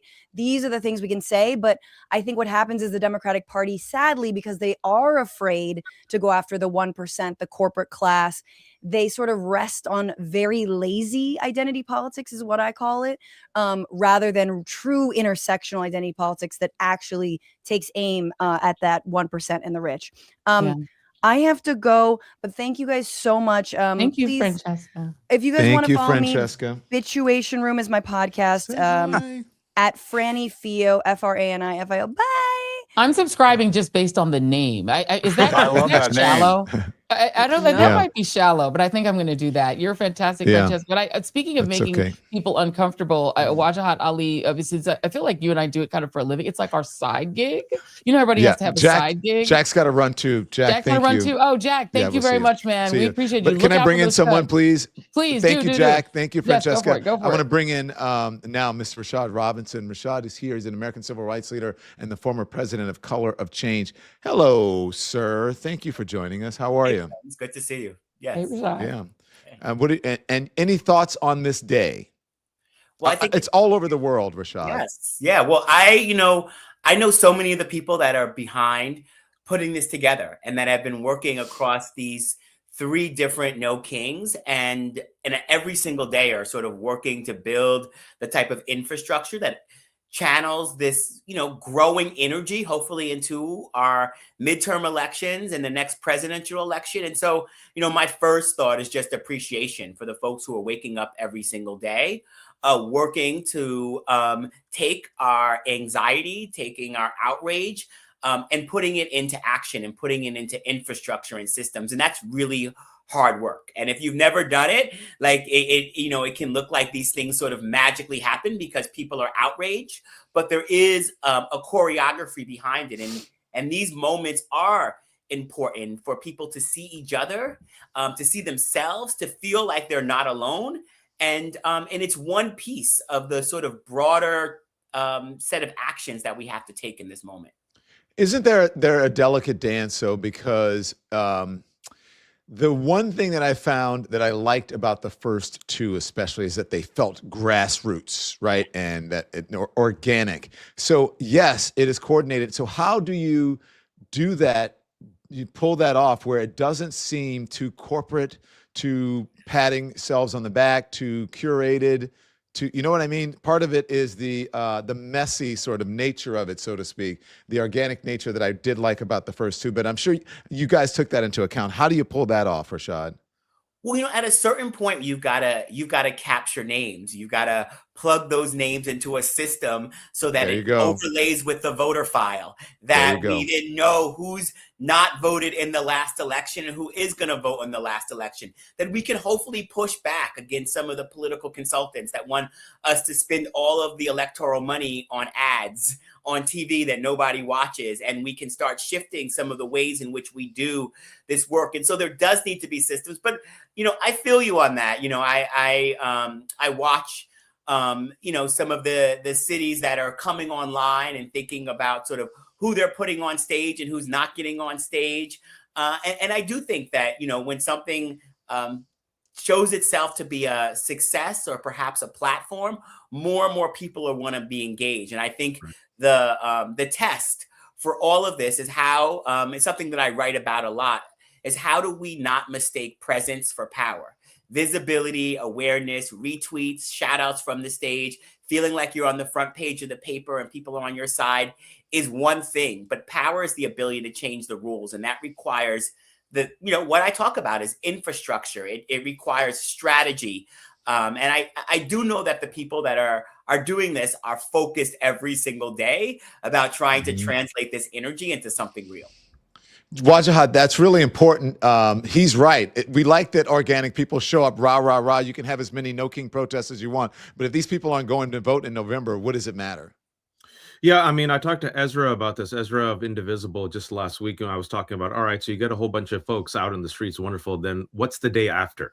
And what Ezra and the organizer said, the main thing is that we activate local communities to be invested in local politics, right? You want to create a community of like-minded individuals who at the very least care about protecting our democracy and freedom. Diverse people who say, you know what, we might not agree on everything, but if we agree that this current class of criminals that is in the White House is not benefiting us, it's not benefiting national security, it's not benefiting our children, and we can do better. So what do? You organize, you get together, you go street by street, right? Local community by local community. You take over the city council, you go for the school boards, you organize, you have a list of demands of people running for governor in the state of California, for example, or these special elections. You say, all right, Democrats, are you going to be taking money from AI and crypto? I think we could do better. Okay, Democrats, are you going to take money from AIPAC and support a genocide? We could do better. Okay, Democrats, are you going to sit there and be completely complicit with a fascist agenda? I think we could do better. There's 6 months.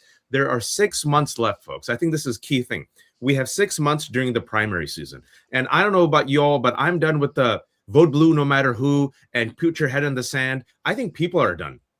Piggybacking off of Jack's point, right? There's a need for a systemic change, a transformation. And I think this is what's been missing, Don and Joy, for the last 10 years, right? People don't want restoration. They want transformation. Right. They want economic transformation. Right? Who is going to change up the system? Who's going to tax the billionaires? Who's going to make Epstein class accountable? Who's going to say no to forever wars? And if you're the same old, and you're a Democrat who says, well, I got a D, I'm like 80% like the Republicans. I'll give you some appetizers. Instead of a shit sandwich, I'll give you some shit shavings. People are like, I don't want a shit shaving. I don't want a shit sandwich.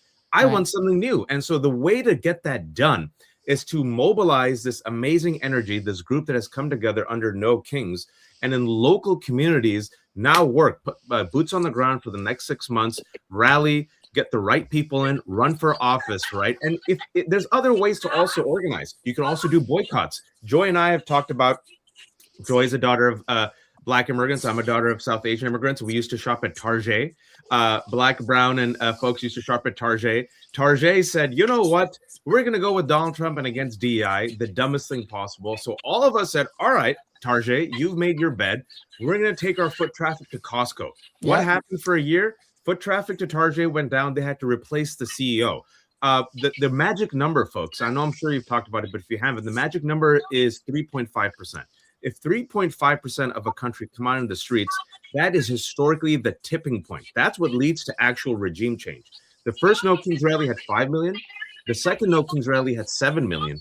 Even if you get to 9 million, Joy and Don and Jim, that's a growing movement. And what we've seen from the polls is a lot of these Trump voters are peeling off. The young men, he's losing by single digits. Latinos, double digits. Independents, double digits. You just peel off more and more week by week. Here's the caravan. Okay. Do you agree in No Kings? Do you agree in democracy? Do you agree with no grifts? Come on. Come on the caravan. You increase the caravan, and it becomes a tidal wave that becomes too insurmountable even then for MAGA. Amen. Hey, I got to ask you something, Joy. Don't yell at me, Joy. And I'm not being an air hog, but there's a method to my madness here because I want to know. You said, did you say there needs to be a restructuring? Is that what you said, Wajad? What did you say? Said instead of restoration, we need transformation. Transformation. So what I'm wondering then, is it time for a second reconstruction? Is that what we need right now as we move into? Because you're right. If these people aren't voting, then it doesn't mean anything. Two things. One, do we need another, I should say, reconstruction? And the other thing I wanted to ask, when you said people are fed up, I have to be honest with you, Rashad, and with Wajad. Joy and I talked about this before, that people are fed up, and that's good and it's bad, because some folks are saying, I'm fed up. I'm not going out there and protesting. I'm showing up in November. And then there are those who are saying they're going to do both, right? And so sometimes when people are quiet, sometimes that quiet can be deadly, meaning they're like, I'm done. And when it's time for me to go into that booth come November, I'm going to go there and I'm going to put my foot on the gas and go past the speed limit or whatever, because they are just done. I think, talk amongst yourselves. Hey guys, if I could jump in real fast, I hate to cut Waj off. This protest march is about to begin. Actually, it is beginning right now. I see several thousand people here gathered basically in Southeast DC on the other side of the Frederick Douglass Bridge across from Nationals Park. My tech has been a little spotty today, so I just wanted to make sure that you guys got a good sense of this. So I can hand the phone over to Sam right now. Actually have a pretty clear audio signal. Keep following me, Sam. Keep following me, Sam. And I'm going to see how close I can. He jinxed himself. Never say anything about the tech. The tech you're back. You're back. Go, Jim, go. They could keep us going. No, but this is going to be a sight to behold here, because all of these thousands of people are about to walk over the Frederick Douglass Bridge in Washington, D.C. towards downtown D.C. As I was saying earlier today, there were some early rumblings that they may take this march past Stephen Miller's house or wherever he's living right now. I don't want to dox or be accused of dox, but wherever he's living right now, they're causing some good trouble. I'm not exactly sure how this is going to play out, but we're here. And as Don once said, I'm a journalist. I'm just covering this, but I'm just saying that this thing is about to get going here, and it could get very interesting here in Washington, D.C. Is there a way you can zoom in on that crowd, Jim? Can your guys zoom in a little bit? Give us a Jim, as you do that, I want to bring in someone. I want to bring in Jolly as well. And Jolly always is surrounded with protesters. So I know. Yeah.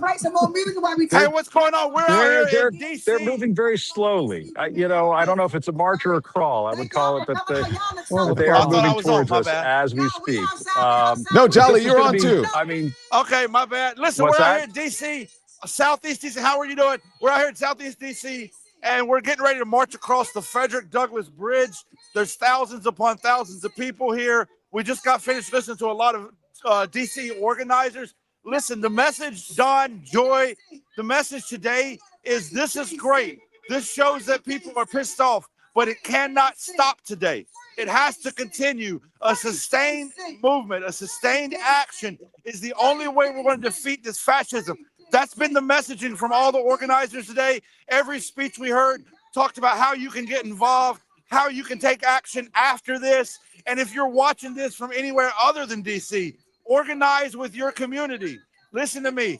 Time to stop this regime is running out. I know it sounds like hyperbole, guys. It's not. This is real life. They are taking over the country from the inside. So we're going to go march across the Frederick Douglass Bridge, talk to some people, and just get hyped up out here, Don.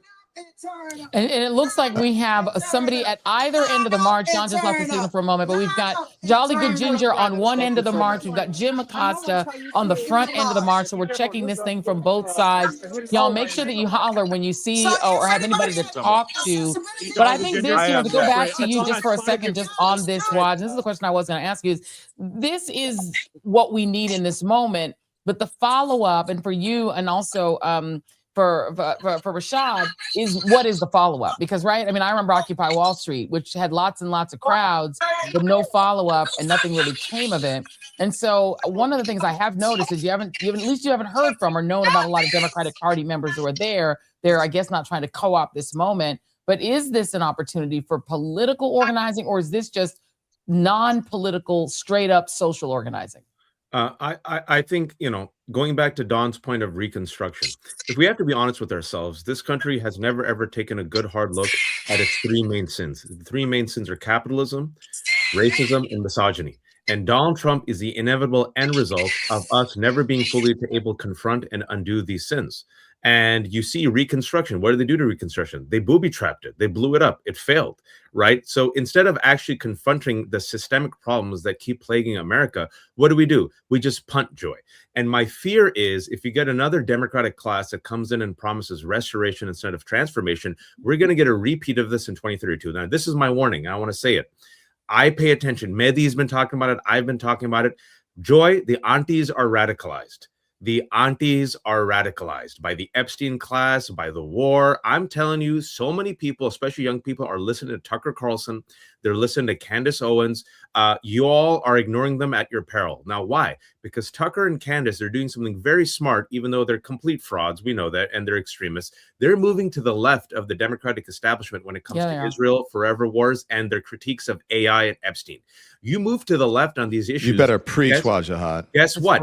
They're radicalizing aunties in real time. I'm telling you how many folks I hear say, that Tucker guy, he's pretty good. I'm like, excuse me, Tucker Carlson? Nick Fuentes, that young man, I mean, the Nazi, they only get bite-sized WhatsApp, auntie messages, right? And so if the Democratic I got one this morning, Waj. What's that? If the Democratic I got one of those texts this morning. And you and me and Mehdi are trying our best to de-radicalize. And let's just be blunt, Joy. It's the first time I'm talking about this. Mehdi and I talk about this. We're failing. 6 months ago, we were able to win, but now we are failing because especially with the Epstein class, with the Iran war, with, taking money from AIPAC, with taking money from AI, if you have no robust opposition to this and instead you are complicit, guess what? This is what people say. It goes back to Don's point. Well, the whole system's cooked anyway. All these mother efforts suck. So who cares? Either A, you get apathy. B, then you're like, you know what? Tucker sucks and Nick Fuentes sucks, but at least they're addressing the problem. I'll vote for them. And then what you're going to get, if indeed we have free and fair elections, Joy, if in 2028, suppose you get a Gavin Newsom, a white knight who takes money from AI and crypto, right? If you get him in 2028, let me tell you what you're going to have in 2032. You're going to have your first America First Nazi president.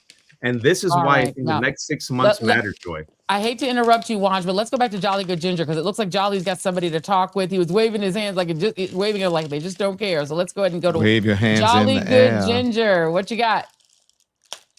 With a fetching beard. Is that the angry veteran? We're having a beard off. We're having a beard off right now. Okay. He sends me green, but I'll get there by 4:20. So he's a Vietnam War veteran. What's your name, sir? Duke Dunn. Duke, why are you here today? I'm here for justice for the people because Trump is off the charts. I figured that out the first term, 1 week in. I was with Veterans for Standing Rock. Okay. I went out there in North Dakota, December the 2nd to December the 6th. We stopped the freaking pipeline at 4 o'clock at December the 4th. I got to smoke weed and eat buffalo with the natives, come back to Virginia, and then all of a sudden Trump rolls into office January the 20th, 2017, and by the 27th, he opened the pipeline. And where I come from, you got one mother earth. You respect them both for your piece of crap.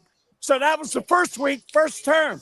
But now with his pedophile ship, his con ship, his dictatorship, his racism, all that shit, and actually talking about our veterans, I got to share one that I just shared. Okay. Because one of the things I heard that they don't promote is that one of the things with their concentration camps, they're planning on housing like 100 million people out of our 300 million people of, America. And they're talking about coming after our veterans as well. If they get homeless on the street, and all of a sudden you got no shelter, no relative, you got Social Security, you got whatever you got, they're going to take it and make you pay for them to. So what do you think about this right here? I think this is great. I came here after just coming from the No Kings March over there by the Lincoln Memorial Alexander, Bridge. yeah. No, the Memorial Bridge, DC, and marching down to the Lincoln Memorial as well, because he thinks he's going to have an arch of Trump there across there in between the bridge and their cemetery, National Arlington Cemetery. Yeah, right. And that's what the hell. So tell me this. He just needs Tell me to this. go. As a Vietnam veteran, is this the future you envisioned America would be? Hell no. I used to be proud to be American. So what now? What now is I'm here. What do we do? How do we fix we it? What do we going? What we got to do is next time we do this, we got to have all these groups nationwide have petitions out. We the people rule. If we get all these people that are upset with this shit, put their signatures out, we should have that here today. So they have that possibility to do that at all protests. We need to do it nationwide because this ain't done. I don't feel we need to wait for terms because every damn month, week, he's got something that he's screwed up that's making Americans look bad. And we're going to pay for this like 9/11. I agree. We got a question for you. Go ahead, Let Don. me ask you this. I got to pick up on this. He said, I used to be proud to be an American. Right. Can you have him follow up on that? Why is he not proud anymore? You said you're used to be proud to be an American. Why are you no longer proud to be American? And how can we Because fix he's it? embarrassing us way he's talking. And talking about NATO. I served NATO 3 years. We need NATO for peace and democracy. He's an embarrassment to our country. I mean, I shared something as well about where the world leaders are commenting about and outlining all his different bootlicking team that got to go. The whole regime at this point, what we the people got to do next time we have a march like this, and even now going forward, we need to sign a petition for Article 2, Section 4 or Article 1, Section 8, etc., because he's violated so many of our Constitution rulings and just, made a mockery of America and Americans. And it's just sad. It needs to stop. It needs to end yesterday. We don't need to wait the midterms. Duke, thank you for your service. Thank you for your wise words. Keep fighting out here, brother. Will do. Listen, this is my Wow, point. Jolly, We got that was Vietnam powerful, Jolly. veterans out here. Yes, Vietnam veterans. That was powerful. Still fighting for their country. And if you look out here, show them right here, They Catherine. need their medicine. Get a picture of my backside again. Let's see a bigger picture, Jolly. Jolly, can you turn it? Can you give us a Is that a frog? Oh, my favorite Can you give us a thing. horizontal view? There you go. Yeah, there we go. Horizontal. There we go. The frogs. This is what Sorry, we've been waiting I thought I was for. horizontal. I apologize. That's okay. That's all right. We've been waiting for the frogs. I'm the redneck Jolly. of the group. You Yeah, delivered. look, Joy, they were out here. Can I get a frog interview? Can I interview a frog? Get a frog in front of us while you're corralling a frog. Getting a frog. I want. Tell me about Joy. I want. Oh, go ahead. Go ahead, Don. Hang on one second. No, go, Jolly. No. All right, Go so tell me interview the why frog. the frogs are out here. Right, so we got the Portland Frog Brigade came downtown a few weeks back for the State of the Swamp, and they taught us about frogging and how we bring in a little levity to our protest situation. How can we be domestic terrorists? We're dressed up as frogs up in here. So you're just a bunch of radical left fucking lunatics. We're crazy, and we're gonna dance, and we're gonna have a good time here, and we're frogs for peace. We're peace frogs. I love it. One thing that I like about the frogs is ICE is out here in the same equipment that I wore to Iraq, the same equipment I wore to Afghanistan, the same uniform I wore that they never earned. And they're carrying their weapons and their frag grenades. And the opposite of them, we got fucking frogs. Frogs. Yeah. We love it. Clearly, they're overdressed for the occasion. They are, man. They are. Jolly, you delivered just what we needed on today was the frogs. Thank you for delivering our favorite, absolute favorite thing, the frogs. Before we, Here's Rashad Robinson, I want to. Here's a DC representative you guys want to talk to. Oh wait, This hold is an on. elected Okay. representative. Hey! But you got to tell us who that is. Hold on. Yeah, I will. While you're doing that, Rashad Robinson, real quick, I want to get you in one more time because this activism feels so organic. It is important for us to be doing this, but you are our strategist. This is what you do for a living. And, I love the frogs. I'm a frog fan. I'm a big fan of this kind of activism. And it feels good in the moment, I think, to those of us who are already on side. Is it effective in turning more people into really understanding the dangers of autocracy and fighting against it. Does this kind of activism, in your view, or at least I shouldn't say does it, how do we mobilize this energy and this excitement to turn it into something useful to try to save this democracy? I mean, I think we have to have fun, and we have to be fun as part of our engagement and welcome people in all different ways. You know, I think back, you know, even before Donald Trump, how hard it was in some ways to get Democrats to do the kind of most simplest thing on corporate accountability, for instance. As a longtime person who took on corporations, took on social media platforms, I remember sort of how hard it was for them to narrate for the public why certain things weren't happening, why we couldn't have nice things, and who was standing in the way of that. And so I think more than even sort of these big moments, us being able to be very clear with people about what is standing in the way of change, who is standing in the way of change, and what is the solution to that? How will we hold those institutions accountable? How will we take away their power? You know, I remember being in the room with you know, the day we were trying to get the you know, a very simple piece of legislation that would have reined in some of the tech companies in terms of their monopolistic power. And, you know, Chuck Schumer told me that he didn't think anyone cared enough about this, right? He didn't think that there was enough.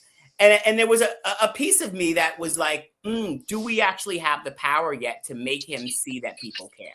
Yeah. Can we force him to actually do that? And I think part of what we've got to do with this energy here is to be able to translate for folks that either you engage in a way that's actually going to hold these institutions accountable, that's going to change the actual rules, or we replace you with someone else. And that's what this has to be about. As it was said earlier, this can't just be about vote blue no matter what.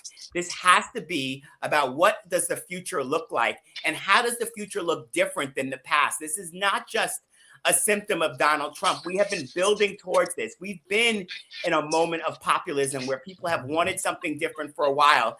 And on the left, we have oftentimes we have consistently served them the same. That's right. Over and over again. And so we need something different. Amen. Hey, Jim, That's stand right. by. Everyone, please stand by. I want to bring in now Tara Setmeyer, who's a co-founder and CEO of the Seneca Project, friend of the show. Also with us, Crystal Ball. Crystal is a American political commentator, obviously, and the host of Breaking Points. But before we let those two wonderful people in, Dawn, I'm sorry. I know we I think say goodbye to Wajahat. Yes, I think Wajahat Ali's got to run. Rashad Robinson, I want to thank both of you guys for being here. Two of the best in the business in terms of strategery, we're going to call it now, in honor of George W. Bush, our first warmonger president. Thank you all both for being here. We appreciate you. Thank you. Thank you, guys. Thank you. I really appreciate it. Hi, hey, Tara. guys, I just want to say before Crystal. you get into these conversations that you're about to have, the march is now heading across the Frederick Douglass Bridge. The tech demons are not interfering with our signal right now. I just want to let you know, give you a status update. We are finally going across the bridge, and I have kind of a clear signal. But Tara, I don't want to take Jim away is from like, Tara. I love team, you, Tara. we're here, and we're working Same, for Jim, you. same. Hey, also, I got to interrupt for one quick second because I have Go for it. I got the elected U.S. rep for D.C. right here, Oye. I got to say your last name. No worries, Oye Owolewa. I get it wrong every time. But he's got to run. I didn't want to lose him. How much does it mean to you as the elected representative here to see these people gather in D.C.? Absolutely. It's really inspiring to see so many people from D.C. and beyond be here for No King's Day #3. You know, being that D.C. doesn't have a vote, oftentimes people think that we're voiceless, and we're proving that wrong right now. We're going to Stephen Miller's home, and we're telling him that ICE needs to go, National Guard needs to go, and D.C. should be free from all federal oppression. And your message to the people in D.C., your constituents? Well, like I said before, we may not have a vote, but that doesn't mean we don't have a voice. And with so much happening, including the ICE headquarters coming to Southeast DC, we need to activate and mobilize against it. That's why on April 14th, we're going to go to Clark Construction and protest them and make sure they remove themselves from that project. We may lack a vote, we don't lack our voice and our fighting spirit. There you go. Yeah. So if you're in D.C., this is your rep. They know that. But we have a voice, don't have a vote. Thank you so much. Yeah. Thank you. Tara Setmeyer is very patriotic today with her flag in the background, and she's driving. What do you? Hopefully Tara, what have not you experienced? driving. Hopefully no, riding. she's not driving. She's sitting. Okay. She is parked. She is parked. Is she frozen? I think Tara's She's frozen. Oh no, there she's she goes. moving. There we go. Hey, Tara. I'm here. Hey, Tara. How are you? I'm stationary. Good. Do not start that car. Tell us what No. this means. I just downloaded your Seneca Project video this morning. Put it on my Instagram. It's excellent. You guys have been out there doing a lot of great messaging. And hey, Crystal, it's good to see both of you ladies. lady. So let's talk about what this means for both of you. Crystal, I know I'll be with you a little bit later in Choose Your Fighter, but let me start with you, Tara. What does this mean on your end of the aisle? I mean, you used to be a Republican. This is your former crowd. They've gone wonky on you. They've gone monarchist. And I asked this question earlier in the show, but I would love for you to answer it as well. What does it mean 250 years after the Declaration of Independence that we're again fighting monarchists and they're in your former party? Well, first of all, thank you guys for having me, and thank you for downloading the video. I don't know which one you downloaded. We did 4. This No Land is Kings Your promos. Land. Great. That Love that one song. is near and dear to my heart because the voices you hear in that are actual protesters from prior No Kings marches that our editors were able to put together and to add that to the visuals of This Land. And I just think that song, when Indivisible came to us and asked us to do some promos for them, that song, they were like, it just encompasses the moment that we're in. And I said, absolutely. So I'm so glad. I hope folks enjoy that one. We also did the attack ad that ran on Fox News called Weak. So I hope Trump saw that because, you know, we're good at that audience of one stuff. Anyway, you know, it's interesting because we look at this and I look at the idea of patriotism, and so many Republicans are the ones who are like, we're the patriots, you know, the flag and America and rah, rah, all of that. And then it's like, you are sitting here now and allowing this man to dishonor what this country was founded upon, to dishonor everything about what this 250th anniversary of our independence represents. And yet they try to cloak themselves in patriotism. And Joy, Don, you guys have known me a long time. Don, you've known me a long time. And you know that I've always been consistent about the fact that what Donald Trump is doing and what Republicans are allowing is anathema to what Republicans were supposed to claim they believed, which is why I was a never Trumper from the very beginning. And for this 10 years that we've been fighting this malignancy of Trumpism, this now in this moment, even more, I have never been more determined to see the Republican Party in its current form burn to the ground, because it needs to be vanquished to the ash heap of history. They have disgraced and dishonored everything that those who fought and died before us to keep this democracy going and to keep democracy around the world flourishing. They're dishonoring all of that. And I can tell you that I am not in DC. I'm actually at my local Northern Virginia No Kings for this time, because I just thought, you know, I want to be in the local community and see what's going on. I was in DC last time. I was in Philly the first time when I joined you guys. And I got to tell you that what's interesting about the makeup of people here this time, it's a lot younger, a lot more white men. And the demographics seem to be different this time. You know, you might hear a lot of honking going on in the background because there's still people out along the roadways here. And the people who are honking are a lot more white men. And it feels like there's something different happening. And I actually got into a rather heated exchange at the corner, because, you know, we're at the corners where the lights are, and there was this Trump supporter and his son, older guy in a pickup truck, and his son, and he rolled the window down and started yelling at us. And I just yelled back at him and I said, "You do understand that Donald Trump has betrayed you, right?" I said, "Donald Trump betrayed you. He thinks you're chumps." I said, "Is your life any better off? Donald Trump's gotten $4 billion richer. Are you better? Gas prices are over $4. And he just kept yelling, "Trump, yeah, Trump." And his son, who was sitting there, was almost like he didn't know what to do. Because I don't think people have ever said to them that your savior guy, Donald Trump, has betrayed you.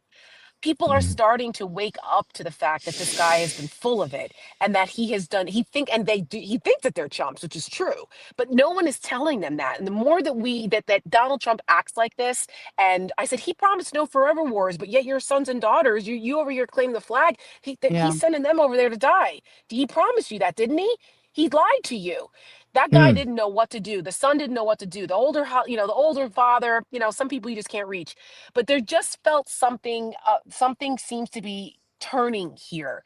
Yeah. And I think I mean, I'm a sap. I get emotional over things like this all the time because I feel it's so important what we're doing. We're in a moment in history here that we're all called to do something. And silence is not an option, which I often say. But I can tell you that I cried tears today when an older gentleman was driving and he passed by and saluted all of us and just kept his salute up as he passed by us. And we were out there were people with flags, and I had my American flag, and I have a sign, I have a couple, and one of them said that, people died to defend our democracy before us. We're not going to let one man destroy it. Yeah. And Wow, that's the sign I that's had up, and that powerful. was pretty powerful. And that's why we do this, Crystal, and that's why this matters. That's why what's happening today absolutely matters, and I'm honored to be a part of this history.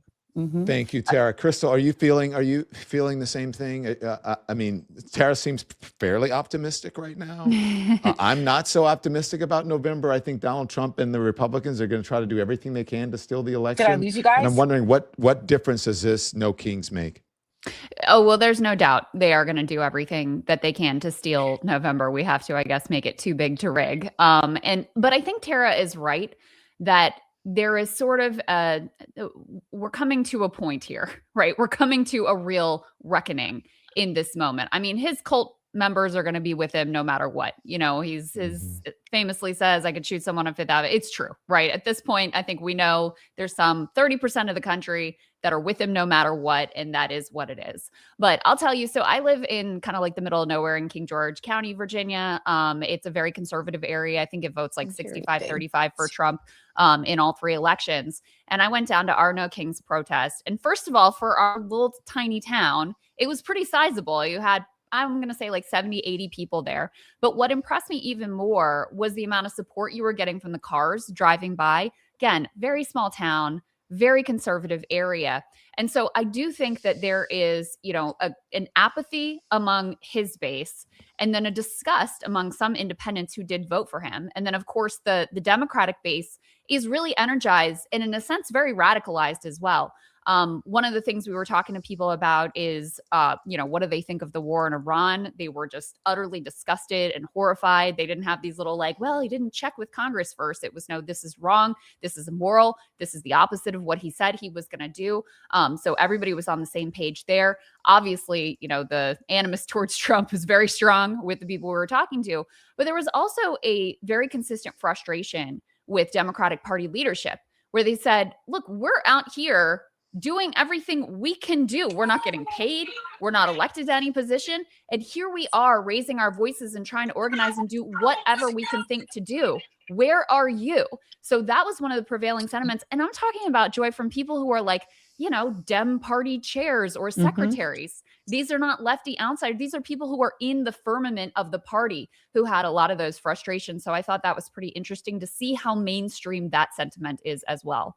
Yeah, I think that when you talk about what Tara Setmeyer was talking about, the sort of dishonor that's befallen the Republican Party, I think the dishonor is shared. And I think one of the challenges in trying to sort of frame this as a D versus R moment is that a lot of people who tend to vote Democratic feel just as despondent and disappointed in their party, whether it's the genocide or whether it's the promises made and they haven't felt kept. I think that's one of the challenges. That's why I keep asking the organizers that are joining this call, Don and Jim, what we do with this, because it doesn't feel like it necessarily redounds to the benefit of a party or the Democratic Party, Crystal, because the Democratic Party itself is quite corporate. If you give us your take on that while we see who Jim Acosta is pulling together. But Crystal, what do you make of that? Yeah, well, that's part of the reckoning, I think, that's going on right now. I mean, we're doing, Joy, you're participating in this Choose Your Fighters anti-war rally we're doing with a bunch of progressive candidates, some of whom are challenging Democratic incumbents. And part of the message there is, We have to have a party that is willing to stand up to capital, that is willing to stand up to organize money, whether it be AIPAC or Big Pharma, you know, the forces that have upheld the status quo and helped march us into this fascist moment. So, you know, that's the place where I'm hopeful because, yeah, the Democratic Party as it stands today, listen, are they vastly better than Republicans? Yeah. Yes, absolutely. No doubt about it. Okay, let's be totally clear. But is it sufficient? No. No, they left the door open for the return of this fascist to the White House in exactly the moment we're in. So, you know, to Don's point about whether I'm hopeful or whether I'm depressed, I would say all of the above. I mean, the moment is extremely dire. I don't want to underplay it. We are literally facing World War III, potential economic calamity. I mean, it could not be worse in terms of what we're facing. We're also facing an authoritarian who, yes, will use war powers or whatever he can think to do to try to take control of the elections and stop what appears to be a massive wave that is coming for the Republicans. On the other hand, I think there is such disgust. I mean, we've seen the way in these special elections, Democrats have picked up 30 seats, Republicans have picked up 0. We see the mass protests, which I think are incredibly important just for people to feel like they're not alone and see that this is a majority opinion. It gives people some courage to stand in solidarity with one another. And then I see so many incredible, brave, outsider, truly courageous, principled candidates who are stepping up to the plate that gives us a shot to have a party that actually will have some teeth and tackle the issues that we have to existentially as a country and as a globe, frankly. Yeah, amen to that. Amen to that. Crystal Ball, I'm excited to be on with you later. Choose your fighter. We're going to be talking about this this unnecessary war and hopefully not World War III, but it looks like it is a setup to it. Thank you, my sister. I want to really quickly. I thought it was interesting that Crystal said that she lives way out in the boonies because I often notice her other half does his show on a deck, and I'm like, where is he in the woods? Like, what is going on? Don, I didn't know you were a Kyle fan. You're watching Kyle's show. Oh yeah, I've watched both of you. Come on, yeah, that's awesome. They're both great shows. Yeah, I like this anyone is who my is town. speaking this up. is my hometown where I grew up. I like anyone who is speaking the truth and who's not afraid to stand up to this administration. And so, you know, yeah, I'm a fan of yours and Kyle, and you guys keep going. Thank you so much. That's awesome. And thank you for being a friend of the show. Guys. Thank Absolutely. you. Bye, Crystal. Looks like Jolly Good Ginger Don looks like he's doing something fun. Do we want to know what that is? I feel like we want to know. And I would love to talk to Mohini Tangri, but it looks like her shot is frozen. We'll bring her in a little bit. She's in Minneapolis, but yeah, I think Jolly, what have you got for us, sir? You got to unmute your mic. You unmute. You're muted. Okay, can you hear me now? There you go. There we go. We got you. My bad. Okay, so we're actually on the bridge now. We're crossing the bridge. I got one of the protesters here. Can you explain the sign you're carrying? This is a sign from the Hunger Games. It's the Mockingjay, and it's basically a representation of resisting authoritarian governments. And why the Hunger Games? I just think it's a great example of a government gone amok that really just got out of control and people fought back. I noticed on the front it says where the file's at. So talk to us. Do you think that a lot of this is a distraction from the files, or is that just part of it? I think the war is definitely partially a distraction from the files, but I think he's just doing whatever he can to keep people from paying attention to them. Okay. And so do you think that if those let's say this, if the files were made public, what do you think would happen? I think people would be a lot more angry based on just knowing who's in the files and what's happening. Would MAGA turn on them? I think some would. Not everyone. And do you think that we need to do like the Hunger Games and rise up as a people? I definitely think we need to rise up peacefully as a people. Thank you so much for being out here. Appreciate you. I like the fact that she invoked the Hunger Games because didn't Trump just announce here recently that we're going to like pick some high school athletes to go represent their districts in a competition at the White House? My first thought was from each Hunger state. Games. Absolutely. Yeah. A woman and a man from each state. Very Hunger Games like. Yes. Very much. Yeah, we're on the bridge, by the way. Look at this shot, Don. Joy. We're on the Frederick Douglass Bridge. We got it filled up. Wow. Left to right, back Look to at that front. crowd. Show the whole thing. Yeah, look at this. That is amazing. Yeah. Wow. Crossing the bridge. That is incredible. And Don, by the way, we're looking at these shots just to let y'all know I'm trying to look at the screens here. I think we see Boston. What is that on the other side? Minneapolis, there's Texas, Boston, Texas, Philadelphia, Philly. there. Yeah. Pretty amazing. Hey, can I bring in someone? I want to bring in Mohini Tangri Go for it. because it's very important. Mohini is in Minneapolis and on the ground, founder of the Helios Law and an attorney on the legal team litigating against ICE. And look, for this right now, in the moment that we're in, Mohini, thank you for joining us. Minneapolis is ground zero for everything. So what's going on there?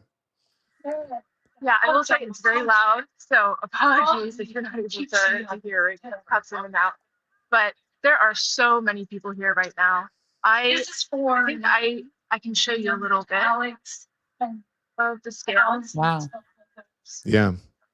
And so many people showed up in just a couple of hours. There were 3 different marches from 3 different parts of St. Paul that all ended up coming to the Capitol, and we have several speakers who are going up. We're having people sing, and it is just an incredible environment to be in, an incredible energy. And I have a couple of protesters who are here willing to chat with me. Can you tell me a little bit about what it feels like to be here and to be from Minneapolis or from Minnesota and continue to be fighting this fight? Have them get as close to your source for audio as possible. Okay. Can you hear them? Yeah. No, because are you wearing headphones? One moment. If you're wearing headphones, we won't be able to hear them. Okay, it should work now. Yes, that's much better. Our kids, our future, to fight for democracy, to fight for this country. We're here to fight this fascist administration. Can you ask them, Mohini, is there one thing, and get the phone as close to them as possible, is there one thing, what's the one thing that motivated them, or was it all of it? Is it the war? Is it the gas prices? Is it Epstein? Is it the defying of federal judges? Like, what is it that motivated them the most to come out? And you're muted. And it's seeing people who everyday people just being taken away out of their homes, out of their schools, being brutalized on the streets. We can't let this administration do this to everyone in our city, in other cities, in other countries. Like, we need to fight for peace worldwide. How are they, Mohini? How are they feeling about November, the election coming in November? Gotcha. How are you feeling about the November election? We have to show up. We have to vote. Show up and vote. Yeah, don't be afraid to vote. Take this country back. Yeah, go to the polls, vote, get out there. Don't let the administration scare you. Get out there, do your part. Thank you. And Mohini, thank them for us. And I want to ask you, if you're out there and you're doing, I would imagine that you're involved in litigation as an attorney. Where does it stand right now with ICE and with people you are representing? If you can speak about that in Minneapolis. If you could say that one more time, I'm so sorry. I want to know about the legal fight in Minneapolis that you are having with people there. I would imagine they are in some sort of litigation against ICE or the Department of Homeland Security. Yes, so what our team has done is we have about 10 people who have filed complaints on behalf of. We're focusing on people who are protesting and were utilizing. Yeah, it's hard to hear. If you can go back to the phone, Mohini, it's actually better when you use the phone instead of the headphones. Okay, this is better. Yes, much better. Okay. Thank you. It's that I can't hear you when this is on, so apologize. Yeah. I apologize for that. But in terms of ICE and the litigation that we're engaging in, right now the legal team that I'm on has filed 10 complaints on behalf of individuals who were brutalized by ICE at protests. We are generally representing individuals who went and, they used their First Amendment right, freedom of speech, to speak up against this government. And in return, we're, there's gas that was used on them, there were rubber bullets that were used on them. There are a couple of people in this initial group of filings who have been they've been on the front lines. There's one person who actually witnessed Alex Freddie's death. And so the people who we have involved are very powerful. We're very glad to be able to give them a bit of, to amplify their voices and to use the legal process to support them. Thank you, Mohini. We Thank you, appreciate you Mohini. joining us. Thank you Don, so much. let me jump in and really quickly note before we jump back to Jolly Good Ginger that Go ahead, these go ahead. protests are not just in the United States. There are protests right now, Don and Jim, that are happening in Paris, Central London, Toronto, Canada, Rome in Italy, Madrid in Spain, Berlin, Germany, the Netherlands, Athens, Greece, Australia, and that's just the ones that we know about. I just want to let folks know that this is not just a US-based movement. This is a global movement as well. And I see Jolly's got somebody that it appears he is ready to talk to, but I want to get that in. First of all, I agree with you, Joy. This is a global movement. Every little bit counts. But I was just talking to this gentleman here. I noticed, first of all, you got your Harris for President shirt on. Maybe if we'd have made that decision, we wouldn't fucking be here. Well, we did. She won. Oh, a hot take. She won. There's no way he won all those swing states. So what do you think happened? All right now. All right I have now. no idea. Yeah, I think it has something to do with Elmo and the Doge business erasing the work that he did, but who knows? So you think Doge came in and covered the whole thing up and dipped? Hey. Hot take? That's a hot take. That's these a hot guys, take, anything Jolly. That's a hot take. So the question we're having is, what do you think is going to happen come November? Yeah, that's if we have an election. Another hot take. What do you think? What do you think? What do you think would stop it from happening? It's all right in front of us. He's doing everything possible to declare a state of national emergency for the midterms. So to clarify your position, you believe he was going to try to pull something like that to stop the election from happening? 100%. Wow. 100%. I don't put anything past him. So do you think that the American people, given what you just said, that's a real thing we're saying in 2026, and I happen to agree with you, by the way, do you think the American people are underreacting? I think you said it best. They're underreacting. We got to get out. Yeah. We got to stop it now. Appreciate you being out here, brother. Thank you so much. Jolly, Hey, thank you. take, Let me Joy. bring in Sam Fester, Force Tag. He is I try to get people to say shit on camera because I say it all the time. Hey, if you guys have a second, I could bring in somebody right here. Jim, stand by. I want to get someone in real quick. Okay. Someone who's a union leader, and he's running for the open house seat in Montana's Western District. He is at a No Kings rally in Butte, Montana, I'm told. And apparently, I hear that your campaign is going viral online. Welcome. Thank you. You just heard the conversation, sir, about November. And, weigh in on that. Is he here? Did we lose him? I think we lost him. I think we lost him. Let's get Jim in. Go So Jim ahead. looks like he's got somebody with an impeached side. Sam, are you there? Oh, wait, there he is. Never mind. I got you. Hey, Maybe got Sam. him. Hey, did you hear that gentleman before? He's like, I'm not sure we're going to have an election in November. That's really important to you, that beer looks important to around the country. What do you think? Yeah, I mean, I'm Sam Forstick. When I started running for Congress in Western Montana, I was talking to people saying if we don't fix this in 3 years, it feels like we might not have an election. And well, shoot, now it's like if we don't fix it this year, and it feels like we can. I mean, I'm in Butte, Montana here. We got hundreds of people. I mean, half of them have left so far, but this is, the Gibraltar of unionism, oldest Teamsters local in the country here in Butte, old mining town. And there's a lot of people who felt left behind and disillusioned, and now they're pissed off like they ought to be, and they're ready to start fixing it. Is it typically your district? What is it, the district that you're running in? Is it more conservative? When you think of Montana, you think of, this is conservative. These are people who, probably voted Republican or voted for Trump? Well, Western Montana, until about 6 years ago, Montana had a Democratic senator, Democratic governor. We were a purple state until 6 years back. And then a lot of the states swung to the right. And it was because, housing prices doubled or tripled at a time when wages weren't keeping up. And because a lot of people here cannot afford $20,000 a year for healthcare when you're making $57,000 a year on average. And so a lot of those people believed, they got sold a bill of goods, that they were going to fix the price of eggs and that they were going to make sure you could afford a house. And they didn't do any of that. Instead, they just siphoned all the money off to their rich corporate donors. And people are pissed and they can see it. You can't hide a war with Iran that nobody wants and that we're going to end up paying for. So yeah, here in Butte, this is a longtime union town. Last year, half of the union members in this state voted Republican. It didn't used to be like that. And that's something we got to change right now. And now where are they on that? And are they willing to vote for someone like you, willing to vote for someone who's not a Republican or not MAGA? Right now people are angry and they're not excited to be Democrats just yet. But I'll tell you, I would be the first union member to be a Democratic nominee for federal office in this state in over a decade. That's part of how we bring people back is we got to offer them candidates that they can see their lived experience reflected in. And there's a lot of people just struggling to get by out here. And well, we need to start running people who know what it's like to be paying 80% of your rent or of your income just to afford a roof over your head. And we're going to fight with all the more fire because we know what that's like. Yeah. Well, Sam, good luck. Thank you for joining us. I appreciate it.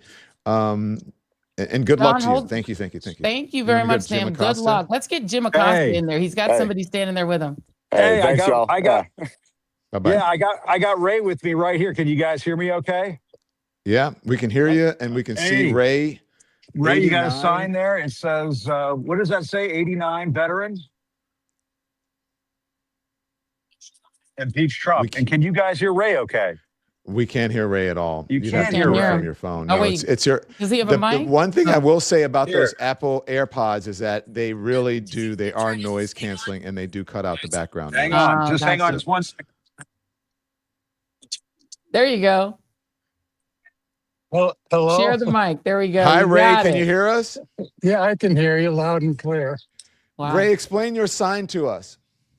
Well, I'm 89 years old. I remember the Second World War, and I lost everything under Nixon and Ed Meese and everything. I had a nice little bar near DuPont Circle here in Washington, D.C., and his goons came in and destroyed it because we were the meeting place between black and white Washington and all the activities surrounding the Vietnam War. But we amassed our troops and we marched on Washington and we stopped the Vietnam War, and we'll stop this nonsense too. It's up to the people to get out there and show their color and stop this nonsense. So here I am. You're that and optimistic? You're that optimistic about it? Oh, absolutely. I've been through it all. I mean, I lost every single thing under Ed Meese and Nixon and his goons. And I came back, and I'll do it again if necessary. We did it before, and we can do it again. Remember that from way back when? I mean, we're a resilient people. We've been through this nonsense before, and we've been able to shake it off, and we'll shake this one off too. Amen. That's fantastic. What a great man. What a great man. I know. We appreciate that spirit. Thank you for your service, sir. We you for your appreciate you. service. Thank Yeah. you so much. And I was drafted in 1959. And if we had the draft today, we wouldn't be having this nonsense because everybody would have their sons and daughters involved in this and they wouldn't put up with this bullshit. There you go. So bring back All the right draft. now. Sir, can I ask you really right, quickly, Ray. what do you make of Donald Trump, who did not serve, and when he was called on, didn't serve in Vietnam? He's always been the biggest phony around. I mean, my God. I mean, why you, the press, have given him all the attention that you have for all these years. You've allowed him to do this bullshit. You've never called him on it. You've never put his feet to the fire and let him get away. You've used him, everything he said for how many years now? 30, 40 years, let him get by with all his crap. And so now here we are, and shame on you. I don't So- think Well, that's Ray, an unfair Ray, criticism of the look, media. I mean, I the think media you mean has given him shame on the attention for media. 30 years. Not on us Yeah. specifically, but yeah. No, Yeah, I because totally agree. 30 That's why years Joy is and I not aren't a in free the ride. mainstream media anymore because we wouldn't put up with that shit. Amen. And Jim as well. Thank you, sir. But I think that's a Now fair we have criticism of the a media. convicted felon in the White House. That's it. Holy shit. There it is. I appreciate that loving critique. Can we really quick? We have a couple of people waiting, sir. Thank you, Jim, for bringing us the real, keeping it real. We have a couple That was people that good, have guests. Joy. Amen. Let me bring back in my producer, Nitha Khan, if she can come in. And Qasim Rashid is also out in these streets. Can we get Qasim on as So well? two other people, Joy. Two other people. We got two more. We got Harry Dunn. Qasim. Harry Dunn. We got Harry is, Dunn. All right, we're bringing protected in us the during gang. January 6th. Gang. And we There have we Nick go. Valencia. And one Nick more. Valencia David is in Los Valencia. Angeles. Let's go in Here we order. go, we're on. Ladies first. Nitha, who have you got? Nitha, who have you got? Let's go with this in the background. Nitha, are you there? We don't. She can't. All right, hear us. Qasim, who have Guys. you got? right? All right, Nitha, who have you got? Who have you got, Nitha? Oh, we lost her. Go ahead, Qasim, who have you got? Can you guys hear me okay?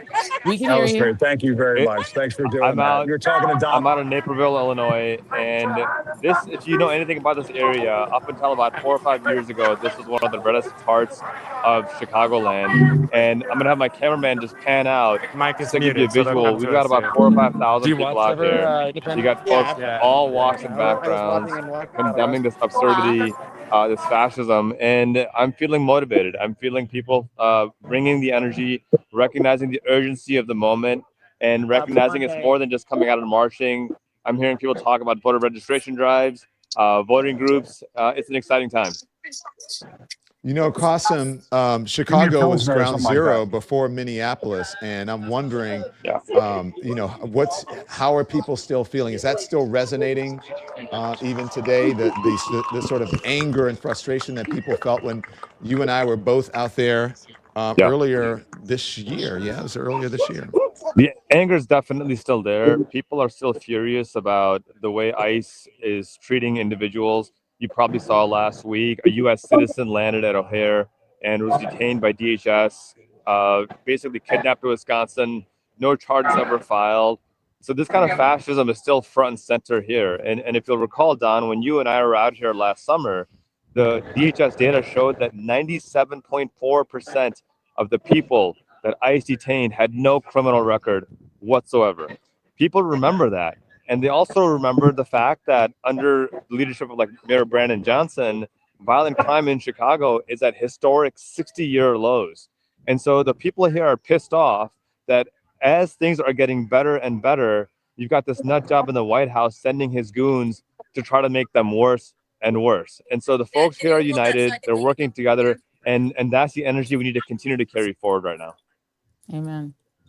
Thank you, Qasim. Thank you. Don't go anywhere, Qasim. Don't go anywhere. Nitha, let me try you I'm here. again. You've got a guest standing with you. Who have you got, and who are they, and why are they here? Oh, I appreciate that. Go for it. Well, you know, the other guy, I would have loved to have done it, but I don't know what happened. I never heard. I believe. Nitha, who is your guest? Can you tell us their name? Hi, Joy, Don, and Jim. Great to be with you. Sorry, it's so hard to hear. I apologize. Let me just plan very quickly. We're making our way, you know, we're in Times Square, so we're making our way downtown even further. A massive, massive crowd out here. Tons of people. I mean, we've been standing here for a minute, and I sort of kidnapped somebody to be on with me. And please tell everybody your name. Faraha Moye. All right, Faraha, beautiful name. And why was it important for you to be out here today? Is there one particular issue, or is it kind of a convergence of many issues? It's a convergence of many issues. I'm old enough that I remember a totally different America. It wasn't perfect, but it was never this. And I further think that staying home and not getting involved is complying with what's going on, and I can't stand for it. You know, I think that baby boomers are likely the last generation to have realized the American dream. And at this age and stage, I'm kind of grandfathered in. I mean, what are they going to do to me at this time? However, the generations behind me, though, have years ahead of them. And they deserve the same opportunities that I had. What am I going to do? Sit home and watch TV? No. Get out in the street. And the other thing is that the energy, the spirit, the resilience of the American people is on full display at these marches because everybody's upbeat and nobody's arguing and complaining or even talking about the issues because it's clear we're all here, which means that we know what the issues are. That's why we're here. Wonderful. And you said you've been to all of the No Kings protests? I said that I have been to most, and the ones that I've not been to, I can count on one hand and have fingers left over. So you've got No Kings, you've got Hands Off, you have Indivisible, you have Women's March, you have Refuse Fascism, and I'm sure there's some I forgot. The good news, though, is that they are now collaborating, which is a wonderful thing because you're pulling numbers from all of these different groups into one massive group. And as you can see, she's not lying. It is a massive, massive group out here. I mean, we walked at least 10 blocks already, and there's much more to go. So we're going to kind of keep making our way downtown and see where it ends up. And I believe they're coming down 7th Ave as well and kind of converging in Times Square. So that's what we're doing. We're walking along. You know, it's cold outside, but everybody's spirits are warm. But y'all outside. Thank you so much, Nithakan. Appreciate it. TJR's producer, appreciate you. Harry Dunn, author, political candidate, and they got Harry. former Good. police officer who protected us during January Harry. 6th. Harry, Hey, how are y'all. you? How are you feeling about all of these, the folks who are gathering? Man, it's great. I will start with this. It didn't have to be like this. We could have been at brunch. We could have been at brunch. It's a beautiful Saturday. I'm here on the mall right now. I'm getting ready to take the stage. I'm right here at 3rd Street in Washington, D.C. And you know what? I always get excited when I see people like this. The energy that's out there, it's real. It's palpable. However, it makes me mad that we're here now because, like I said, it didn't have to be like this. We got to carry this energy into November at the polls and beyond, because that's why we are here now where we are, because people get complacent and think that, hey, democracy's just going to work. No, we have to continue to fight for it for the rest of our lives. Now, I'm not saying we have to be out in the streets protesting every quarter of the year, but no, we have to make sure we're engaged about our candidate. And that's why I'm glad to be running. I'm glad to be running. When I ran last time, it was about the threat of what Donald Trump can do. It's no longer a threat. We're living it now. And he has 3 more years to do even more harm that we've already seen.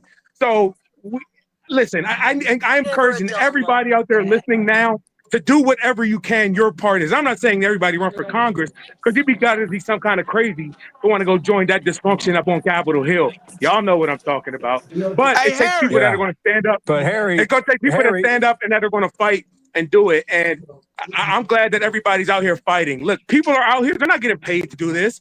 Everybody's thanking me for, hey, thank you for saving democracy. No, I did my job. I got paid for what I did on January 6th. These people out here now are showing up unpaid because they care. And that's what we need to see continually, and not just on No Kings 3. Let's take this energy into November and beyond.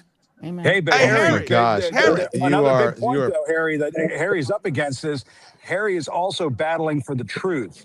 And Donald Trump, each and every day, his administration trying to erase the truth with the help of some of the networks, by the way, of what happened on January 6th. And that is important that is never erased, ever, ever, ever. I've always been thankful for you all for speaking truth to power. Thank you all, Don, Joy, Jim. Y'all know y'all got a special place in my heart, and I just love y'all for speaking truth to power. So y'all keep it up. I love y'all to death. Appreciate you, Harry Dunn. Harry Dunn, before you leave, can you hear me? Yeah, Jolly. Hey, listen, show that crowd right there. I'm bringing all these people to 3rd Street right now, Harry. Well, I'm here. I'm gonna hop out real quick to tent. We're waiting on you, brother. There you go. Show your scene. We're waiting on you, brother. Come on. Harry, are you about to speak? Yeah, I'm speaking in about 15, 20 minutes. All right. And Harry, by the way, this time around has the endorsement of Nancy Pelosi. Harry's candidacy is for real, you guys. This Yes, I think is going to happen. This is going to happen. Thank you, man. Thank you, y'all. I appreciate it from your lips to God's ears. Let's do this thing. Can I just let you all know real quick? We love Harry Dunn, but I got to let you all know that Bruce Springsteen is on stage right now in Minneapolis. Wow. He's the headliner at what is considered the marquee event today, potentially the largest of all the No Kings rallies is the one in Minneapolis. Of course, that is where the George Floyd protests happened. There he is, Bruce. And that, of course, is where you saw 2 citizens shot dead, one by ICE, one by Border Patrol. And I think that the murders of Alex Preddy and Renee Nicole Good have resonated and brought back that George Floyd energy. So look at that crowd, you all. That is amazing. It is so large. I will note, Don and Jim, just to give you our mainstream media update right quick, MSNBC, the artist formerly known, is now covering this live. They're covering Minneapolis, New York City, Boston. Everybody's going to cover this because Bruce Springsteen is there. CNN is now covering it. ABC is not. They are covering Nevada and UFO lore. Fox is covering Iran war and Tiger Woods DUI. BBC, no coverage, talking Iran. CBS, no coverage. C-SPAN has now finally started covering. I mean, to be honest with you guys, independent media is where the majority of people have experienced this No Kings 3. They've experienced it more consistently, with more direct coverage and more coverage from the streets from us than they have from the mainstream media. That is worse than it was in No Kings 1 and 2. It's actually deteriorated somewhat in terms of the attention. I'm sure everybody will do stories tomorrow. And of course, Bruce Springsteen is going to bring information, but he's going to bring attention, but just wanted to let you all know. It looks like Nick Valencia has someone to talk to. Should we bring him in? Yeah. Next the man. Go ahead, Nikki. What you got? Tell us where you are. Hey, Joanne, welcome here to On the Ground in Los Angeles, where things aren't going to get kicked off here for another 2 hours, but we're joined here. Can you guys hear me? By one of the main organizers here, Petra Escobar. If you're watching from California or Los Angeles, you've seen Petra before, one of the quintessential organizers out here. What does No Kings 3.0 mean to you?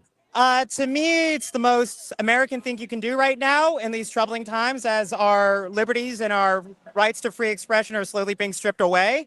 I think it is the most American thing you can do to take up a banner, take up a sign, take up arms to protest, exercise your First Amendment right, and say that you are disagreeing with this fascist regime that is in the White House right now.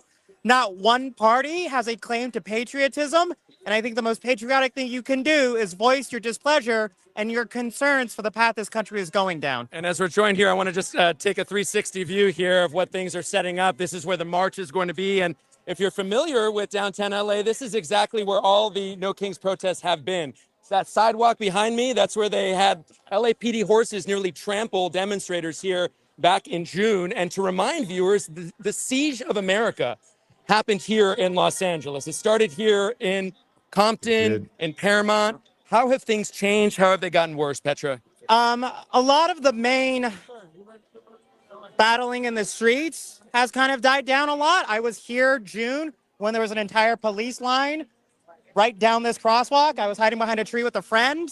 That has changed to become community power and community organization. We have taken our anger from the streets into the election booths, into city council, into community activist organizations like Break Ice LA, which is what I help run. We have taken that anger and made it into something more constructive, more political, and going after the companies that are backing the ICE raids like Home Depot, Target, and Spotify, because our only voting power now is with our dollar. And it's not just about Donald Trump here. I mean, speak on that part. I see a petition behind me here, sign the petition to tax the billionaires. This is more than just one man. Yes, absolutely. Trump is not just, he's not the cause of all of this. He's kind of a symptom of it. But the cause of it really boils down to a select few elites earning billions of dollars, almost trillions of dollars now, while people are struggling to make rent, are struggling to buy groceries, struggling to put their kids through college. The American dream is no longer working for the vast majority of people in this country, documented or not. And it is a rod to the core, to the point where the only way to really work our way out of it is starting to tax the billionaire class more or less out of existence, because no one needs $1 billion. Yeah, no. Well, how are you going to spend all that money in your lifetime? Petra Escobar, thank you so much for taking the time with these heavy hitters, Joanne Reid, Don Lemon, and Jim Acosta, man. Salute to Don, salute to Jim, salute to everyone there. Don, you've been keeping it real. I love the work you're doing. Oh, man, Don, thank you so much, Petra. We'll catch up with you later. Don, you got a big fan base here. You too, Joy and Jim. Hey, they pulled into the federal building behind me here, and they said you must have been walking out with Tupac playing in your head the way you were looking out there, man. Oh, I know that building well. I spent I spent one night and a year in a holding room in that federal building. Let me ask you something, Nick. You're out in California. Did you expect you have been to, I believe, all the No Kings protests? You covered one with us, the last one. Did you expect this? And how are you feeling? Did you expect the size of the crowd and the engagement that you're seeing? Let's put it in perspective, brother. This doesn't kick off for another hour and a half, and you already have people out here standing in the sun. You see me wiping my brow. It's hot. Can you go horizontal for us, Nick? Yeah, let's see that here. You could see. No, I meant with your phone. Can you flip it? Say turn one your more phone time. sideways. Turn your phone horizontal. Don's he's on the aesthetics. Got it. There we go. Yeah. All right. There you go. There you go. There we go. HD television. Part of the controversy here, Don, is that they shut down the freeways. They've shut down the parking structures. They've made things very sort of challenging for people here who want to show up. And so there's some frustration. We were talking to some activists. They're planning on some civil disobedience here later. So that could happen. But right now, it's just a party. You got the bacon wrap hot dog ladies. You got the speakers being set up. And you have that park behind me, which was the site of some really tense clashes in the past. Right now, it's quiet. But like I mentioned, an hour and a half still before things get kicked off. People are already very, very excited. And talking all about those independent superstars you guys hosting a show, they're very thrilled, man, that there's actually independent journalists carrying water for the country. This is not what you're going to see on legacy media. That's right. This is not what you're going to see on traditional media. And it's because people like you who are platforming people like me, giving the voice to the community. It makes a difference, guys. So thank you so much for giving us a voice. But Nick, you got to remind people what you went through, because I remember you were on with me and we talked about when you were outside that hotel where the ICE guys were staying, and you were on the front page of the Drudge Report. I mean, that was some crazy stuff. Remind people of what was going on in Minneapolis at that time. You know, we live in an era right now where press freedom is being violated every single day. And unfortunately, not to make the story about myself, but I was one of those journalists who had my press freedom violated and a constitutional rights violated. I had federal agents push me into a line of fire in Minneapolis, despite repeatedly identifying myself as press, wearing a badge. And look, just because I don't agree with what President Trump does doesn't mean that I don't still abide by journalism ethics. And it's that professionalism that is our ultimate credential. And that does not matter.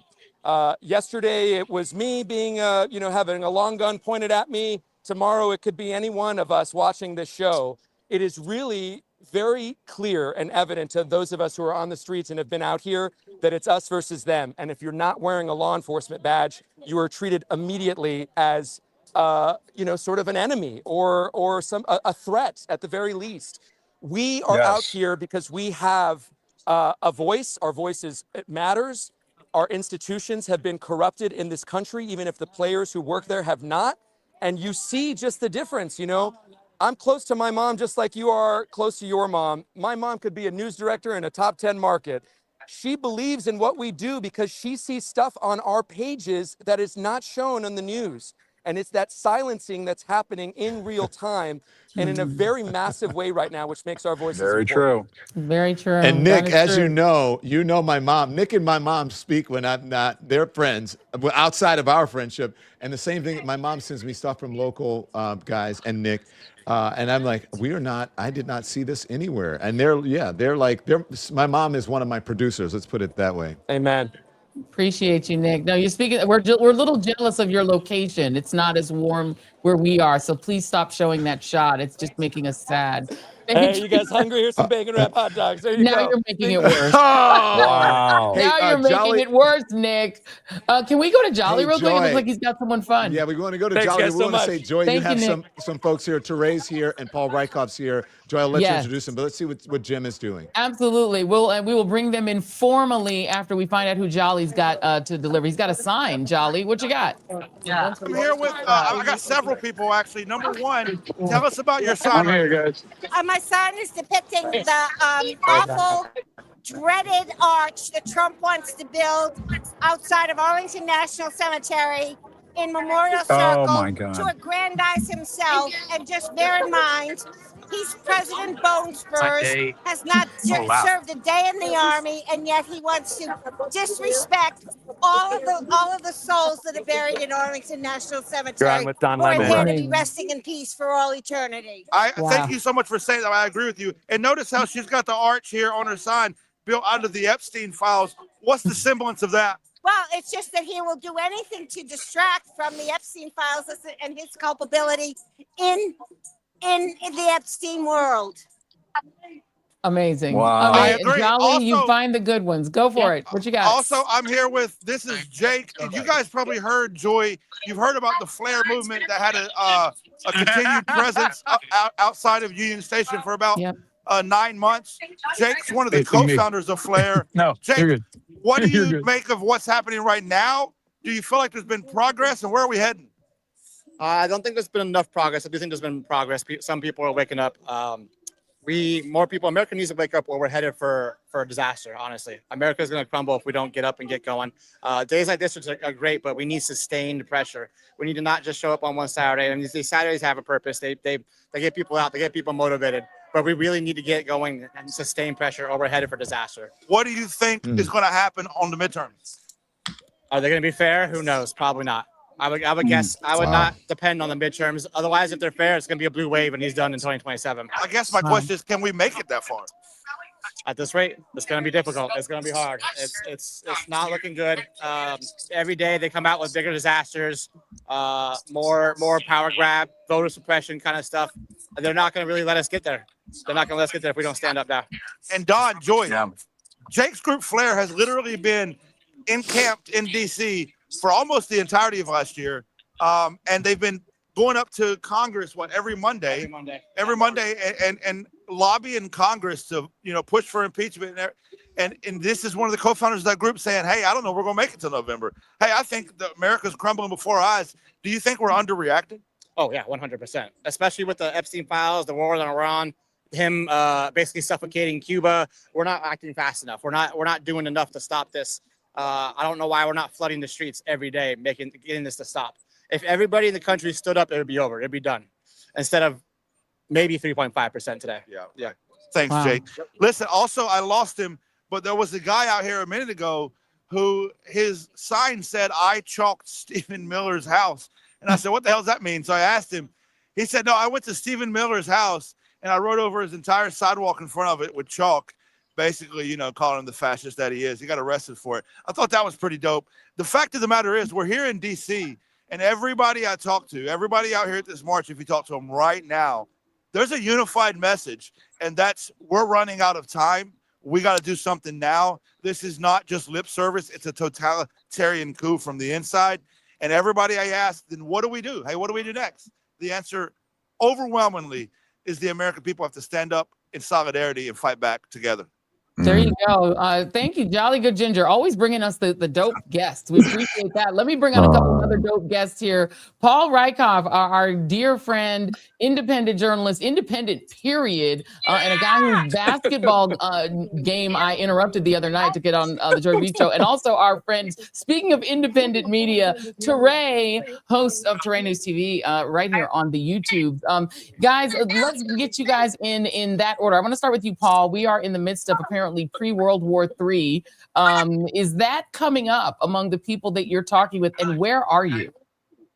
Right, yes. Right now I am on 49th and 7th, Joy, and the crowd is huge. I'm under a giant Mario Brothers ad, which is kind of surreal. But the energy here is really, really inspiring. I mean, there's so much diversity, and there's so many fucking people. I mean, this is a lot of people. And I've lived in New York my whole life. I've never seen something this big. And I think, yes, everybody is supercharged by the war in Iran. I think that every protest has gotten bigger, but now that this Iran war is unfolding, caskets are coming home. I'm seeing a lot more veterans, and I think it's broken a seal for people who wouldn't otherwise protest. So this is a tipping point. I think it's a tipping point also because we're actually unified as a country.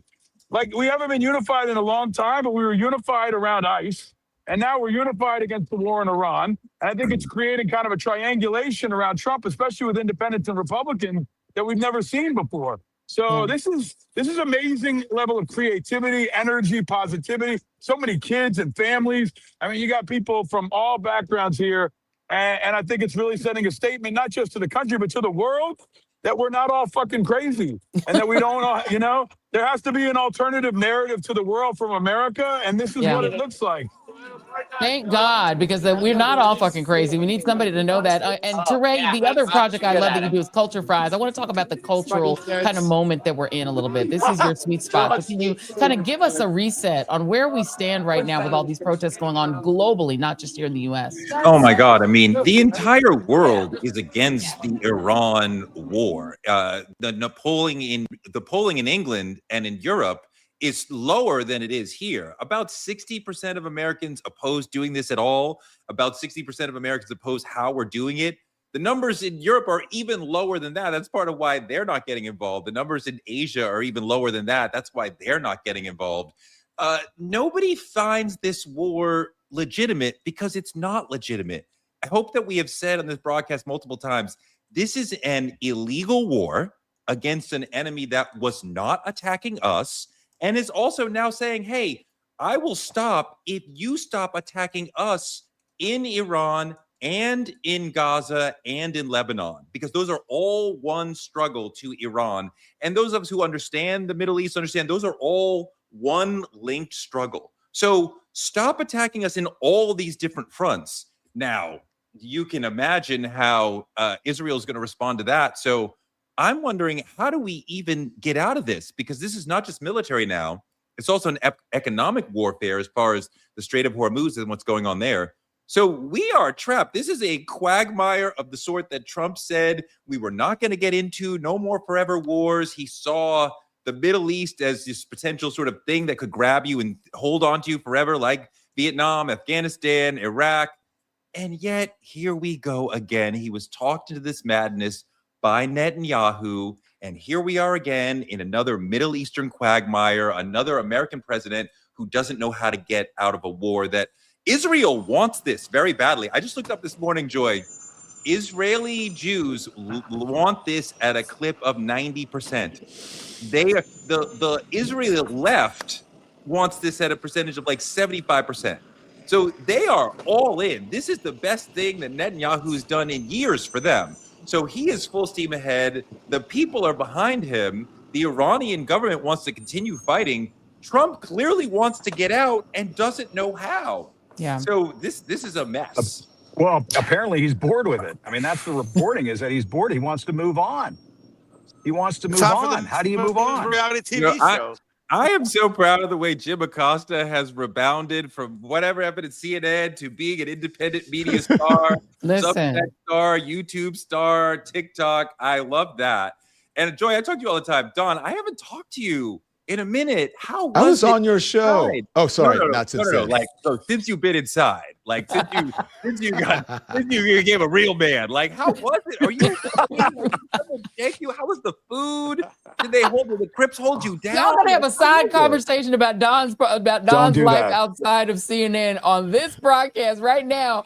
Our main job before we get off of this show, and you can help with that, Teray, is we have to come up with a name for Jim Acosta's fans. There is a Jim Acosta thirst revolution that is taking place that no one anticipated when he left CNN and went into independent media. So everybody needs to, we're going to crowdsource the idea of what we're going to call the Jim Acosta super fans, because they're out there. But let me go really quick back out to the streets, because we got to get a little bit more before we finish.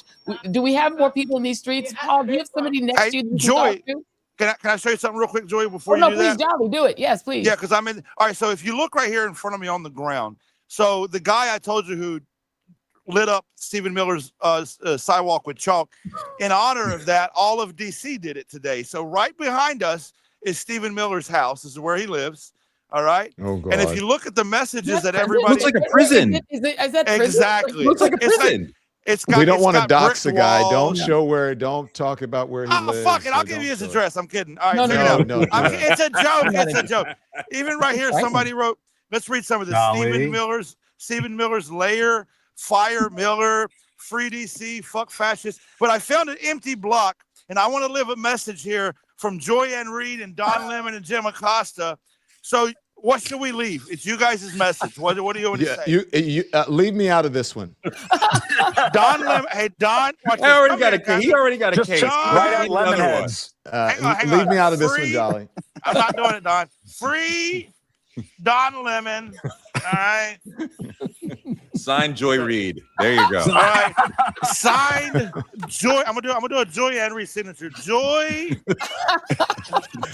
Joy, this is literal white splaining. He's using your voice. Katie Miller is going to come after us now. I hope you guys know this.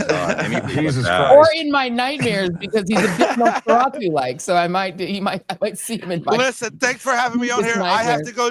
I got to go to the stage and do some stuff. Thanks for your continued coverage. Joy, Don, Jim, love you guys. Thank you.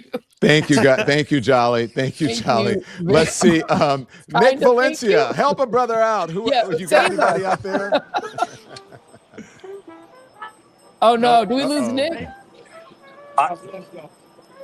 He's I think we adjusting lost his him. camera. Let's Adjusting get a his final camera. comment from Paul Rykoff before we end this here, Paul, because you're in the thick of it.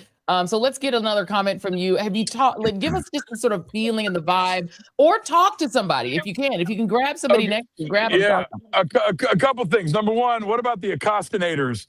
I think that's a potential idea. Procrastinators. All right, I like that. I'm gonna noodle on that. I like it. Don Lemon, I haven't seen you since they arrested you, and I just want to give you props and support.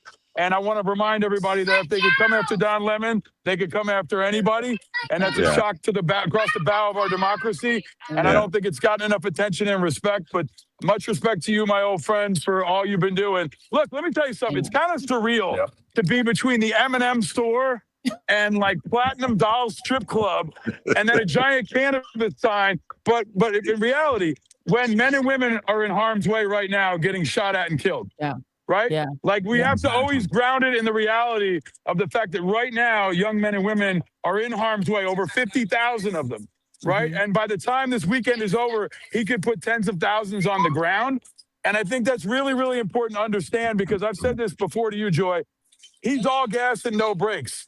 It's not just about Iran. It's about a forever war. Iran is just number 9 on a long list, which could include Cuba and could include Colombia. I mean, he's telegraphing his punches. So a lot of people are out here today to oppose forever wars.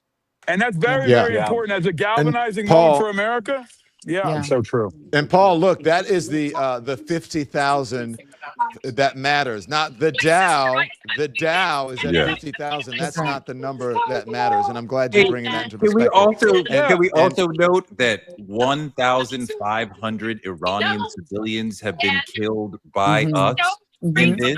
And there are actual combatants who are fighting against them, and then there are civilians, including 170 girls who were at school, people who were in hospitals. So I mean, we have bombed their basic infrastructure, schools, hospitals, buildings, not just military installations. Yeah, absolutely. You know, a soccer I said stadium. something else too, guys, that I just want to, I'm not a big fan of like the term "no kings," just because I think it requires too much explaining. I think if this was just called "No Trump," we might have 3x the number of people that we have right now.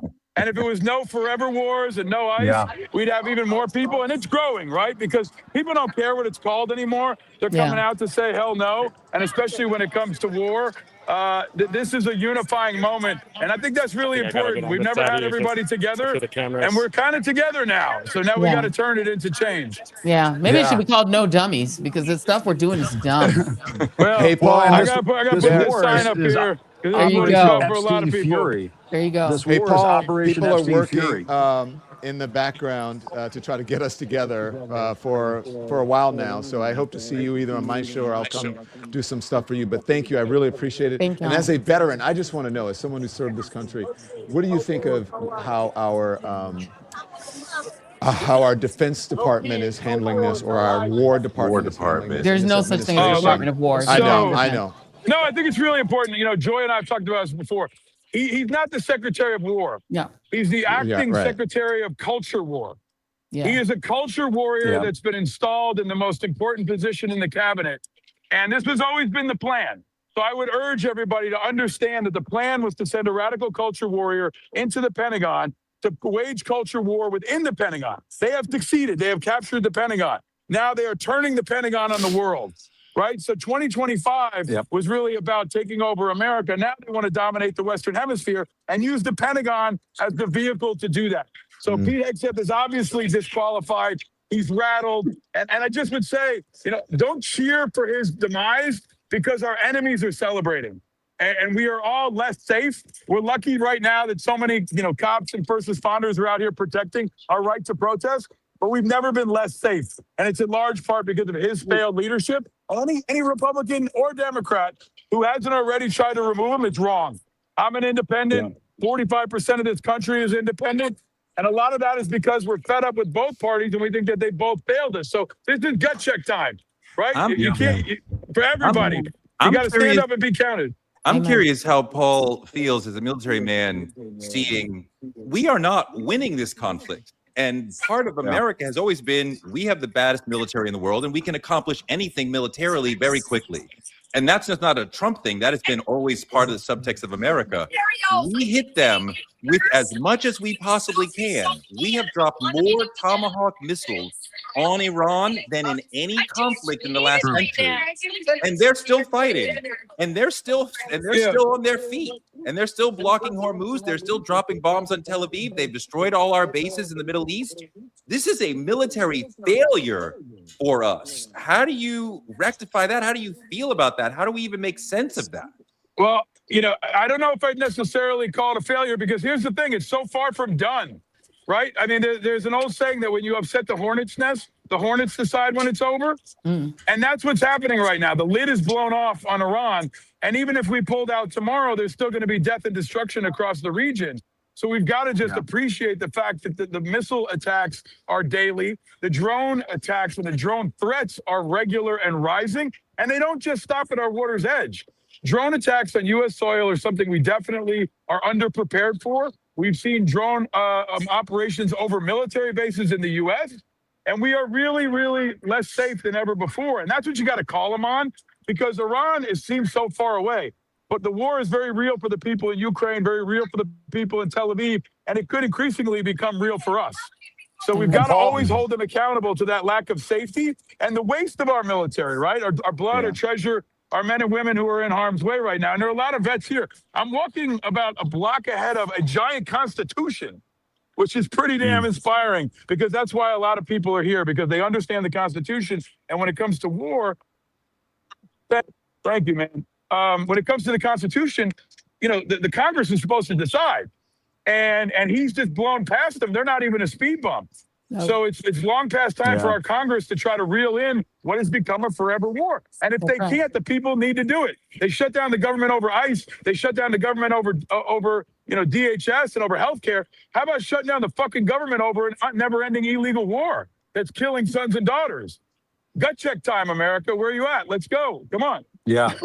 Well, unfortunately, right now, we don't have a Congress with any spine in its leadership that is willing to take on Donald Trump when it comes to this war.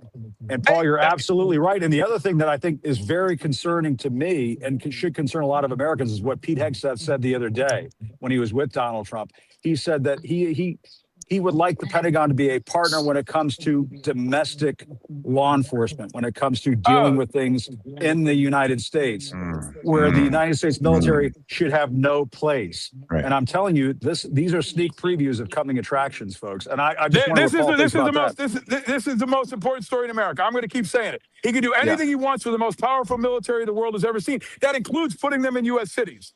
They are right now extended in D.C. until 2029. He said out loud yesterday he wants them in New York City and he wants them in Chicago. ICE is giving you a preview of what they want to do to interrupt the election. Steve Bannon said it this week.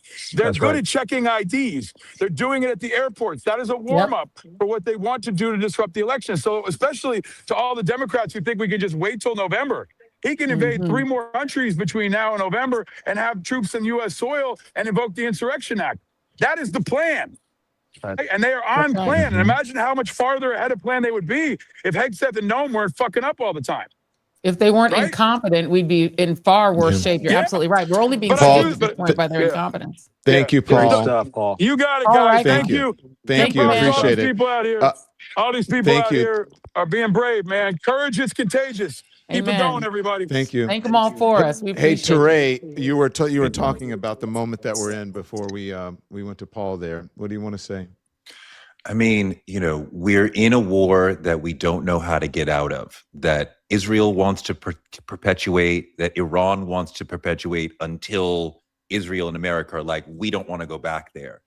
So how do we get out of that? What are we supposed to do? We cannot negotiate. My God, the attempt at diplomacy from Trump over the last week, announcing publicly that the Iranians were begging him secretly for negotiations and to end this, and the Iranians coming out and be like, we said no such thing. We don't even make demands, and they have made demands, but they're not making new demands right now. They are not negotiating. We do not want a ceasefire.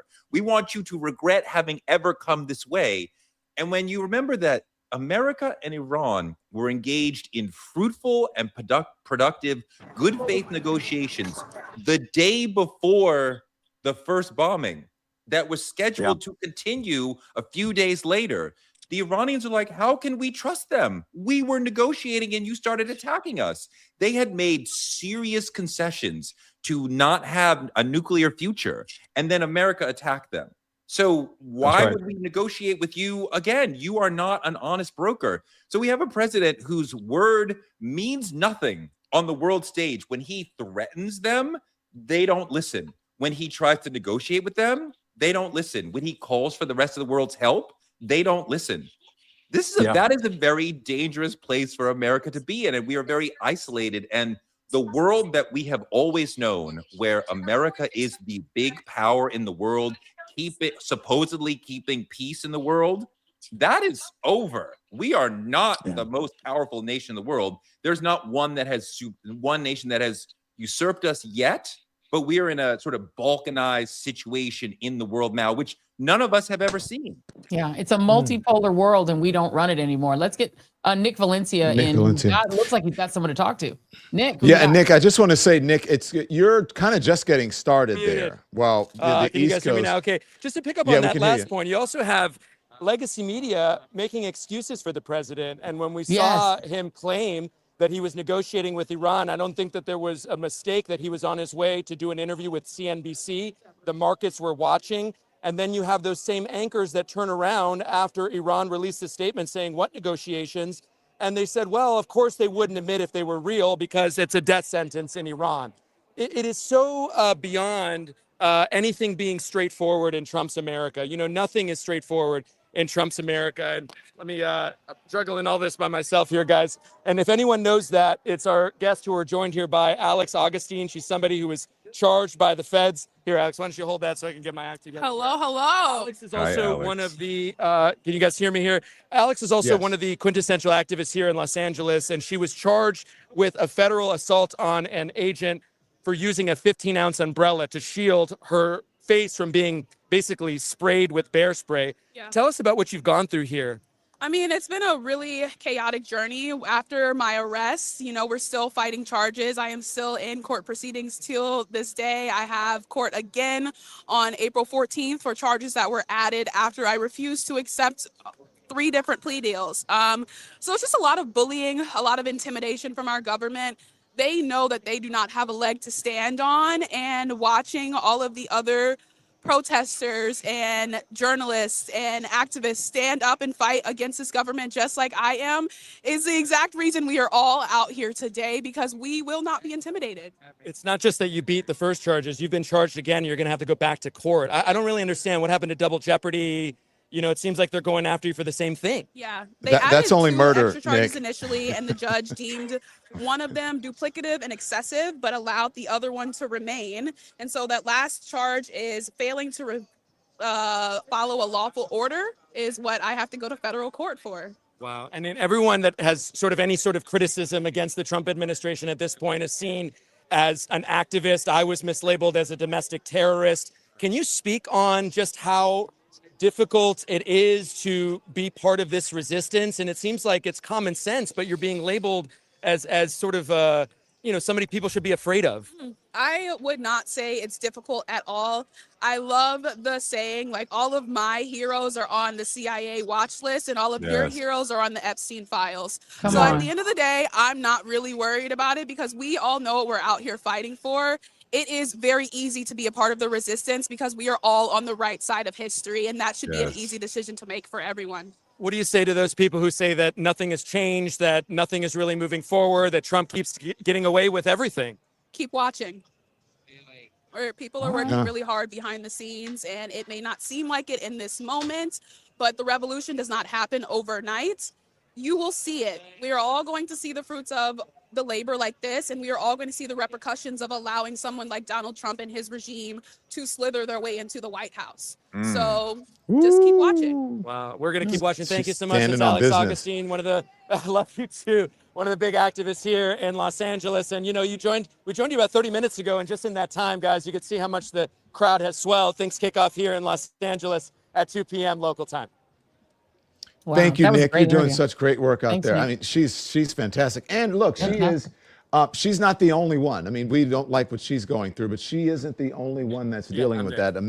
There are thousands of people across the country who are dealing with the same sort of things, and similar things. Myself, one of them. So I can relate to her story of just about just adding on top of things, and prolonging because there are no resources. The government has very few resources. A lot of people have quit, and a lot of these things are just frivolous. And it doesn't matter to them. It doesn't matter to them what the outcome is. They just want to put people and make the process painful. It's federal harassment. I mean, it's official harassment. I mean, the idea is they know that they cannot defeat opposition to them. They can't change the way people feel about them. So they're just going about harassing journalists, harassing protesters, and they're using the legal system as a harassment vehicle, not as a vehicle to adjudicate or bring justice. It's a shameful place for us to be as a country when essentially Pam Bondi is basically Donald Trump's chief troll. And she's using the Justice Department to simply harass people for doing their jobs or for protesting,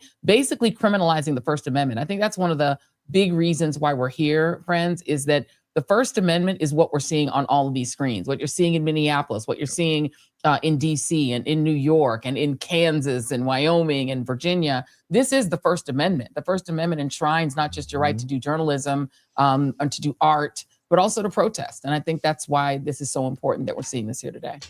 I want to. I want somebody to leak Don's mugshot because I'm sure it was like the most stylish, best-looking mugshot that you will ever see. Like I'm sure he was like, he's like, Tori, shut up. But when Nick mentioned what our friends at the old places are doing, and a lot of them covered this by saying, this happened in Iran, and then Trump said a dumb thing. And the dumb thing doesn't really relate to any reality around what's going on in Iran. But then we get wrapped up in Trump said a dumb thing, and we're talking about that. And I'm like, that doesn't have anything to do with what's actually going on. And the people who are fighting, the people who are dying, the people who are getting injured over there, the real Sturm and Drang of what's happening in Iran and in Tel Aviv and in the rest of the Middle East has nothing to do with Trump saying, we won, but we need to win a little bit more. So let's do a whole segment unpackking what that means. But and like, we're trying to have it's worse than that.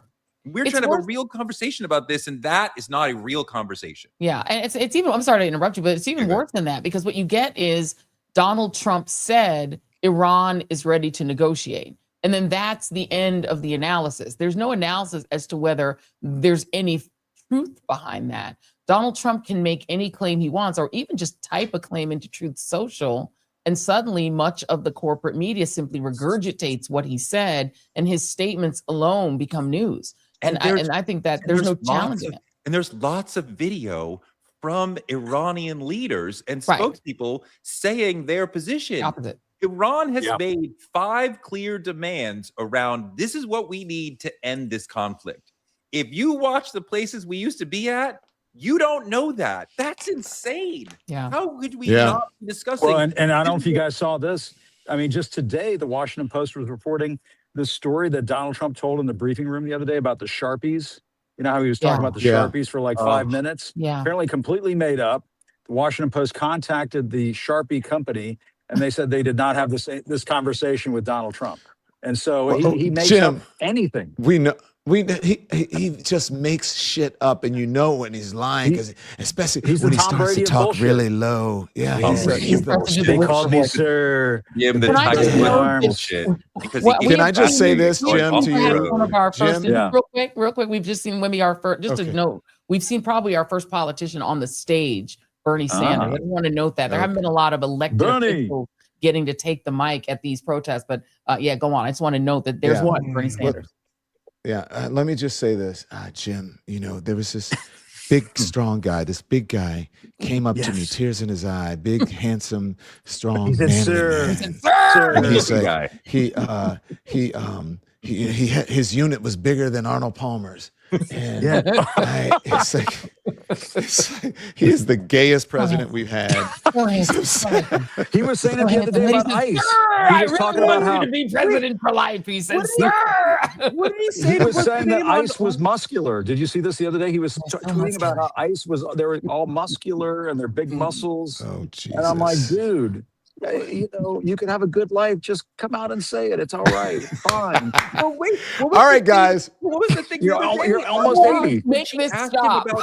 On Fox, when she asked him about the welfare of the Iranian people, you're bombing them. Like, do they have food? Do they have water? Are they okay? And he was like, hey, remember when we had lunch in Trump Tower? You're better looking now. And you're so hot now.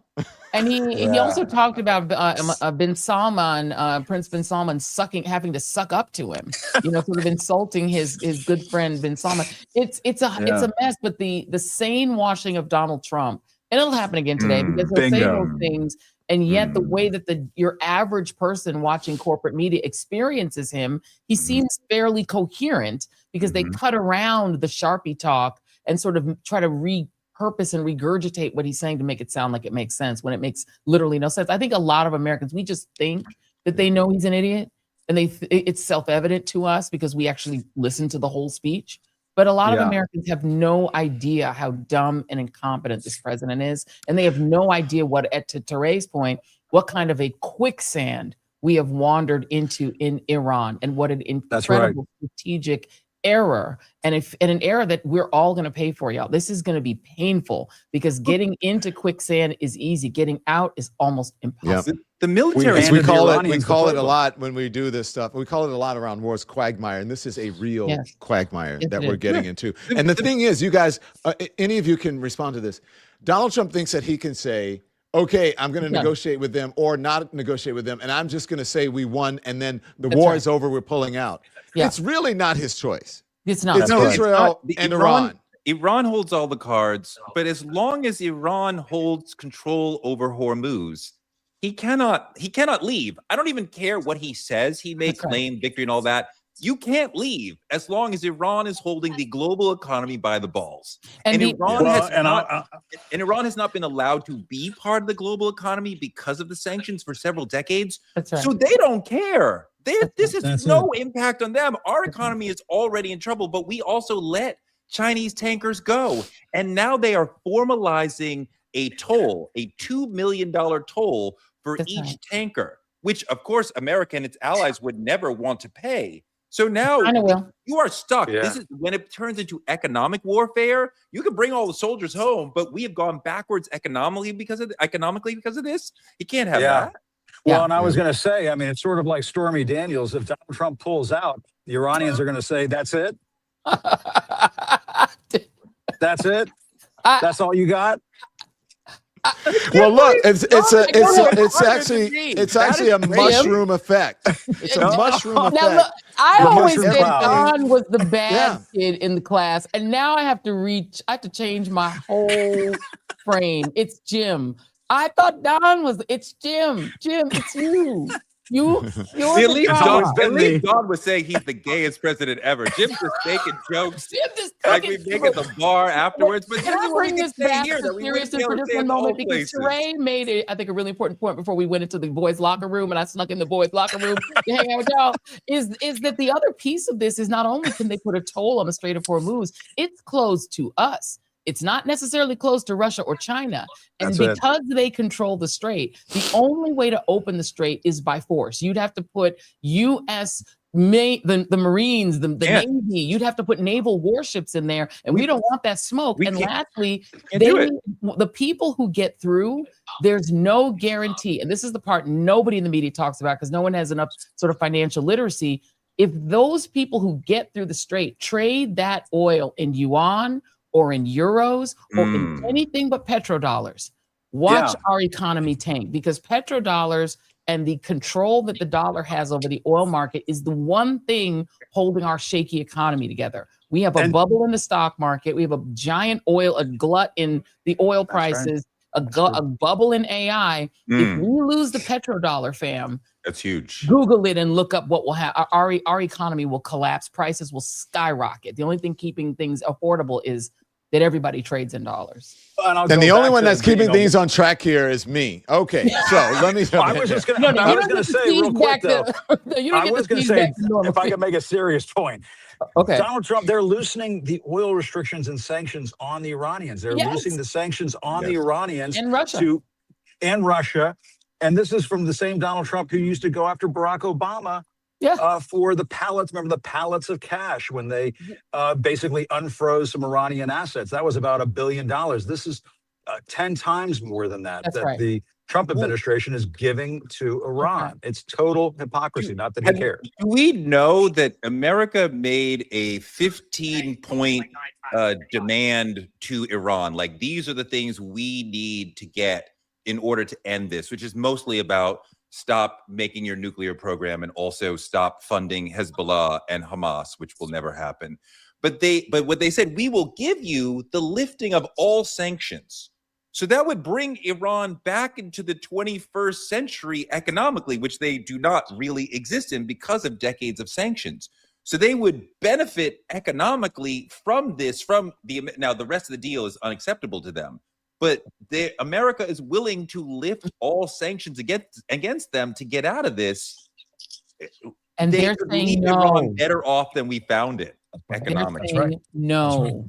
Because we opened, because they also understand the bigger picture, which is that what Israel, our partner in this war, our boss, depending on how you think about it, they have said, no, they want a failed state in Iran. They want Iran to collapse into the dozens of ethnic groups who are there, the Persians versus the Kurds versus all of the different ethnic groups in that country, and be a failed state because they have expansionist aims. And never forget, nothing you've been told about this war is true. What is true is that the nuclear armed expansionist state that's bossing us around in the region right now would like to have a little piece of Lebanon and a little piece of Jordan and a little piece of Iraq, a little piece of Iran, a little piece of Egypt. They would like to expand into about 5 times the size of Israel currently. And they can't do that if Iran is a strong opponent. They have to be weakened and destroyed. Once you destroy Iran, you technically take down the strongest military potential opposition because they fund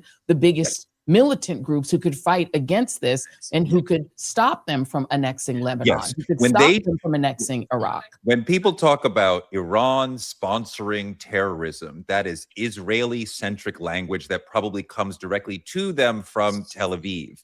What Iran is doing is supporting the group that is militarily standing up for Palestine and militarily standing up for Lebanon. And Hezbollah and Hamas arise in response to Israel's attacks on those countries, which are not strong enough to defend themselves from pretty much anybody, much less $1 billion Israeli army. So they are there to protect Palestine and Lebanon from Israel, Israel is the most bellicose nation in the region. Israel would like us to think that Iran is the most bellicose nation and they are protecting themselves from Iran.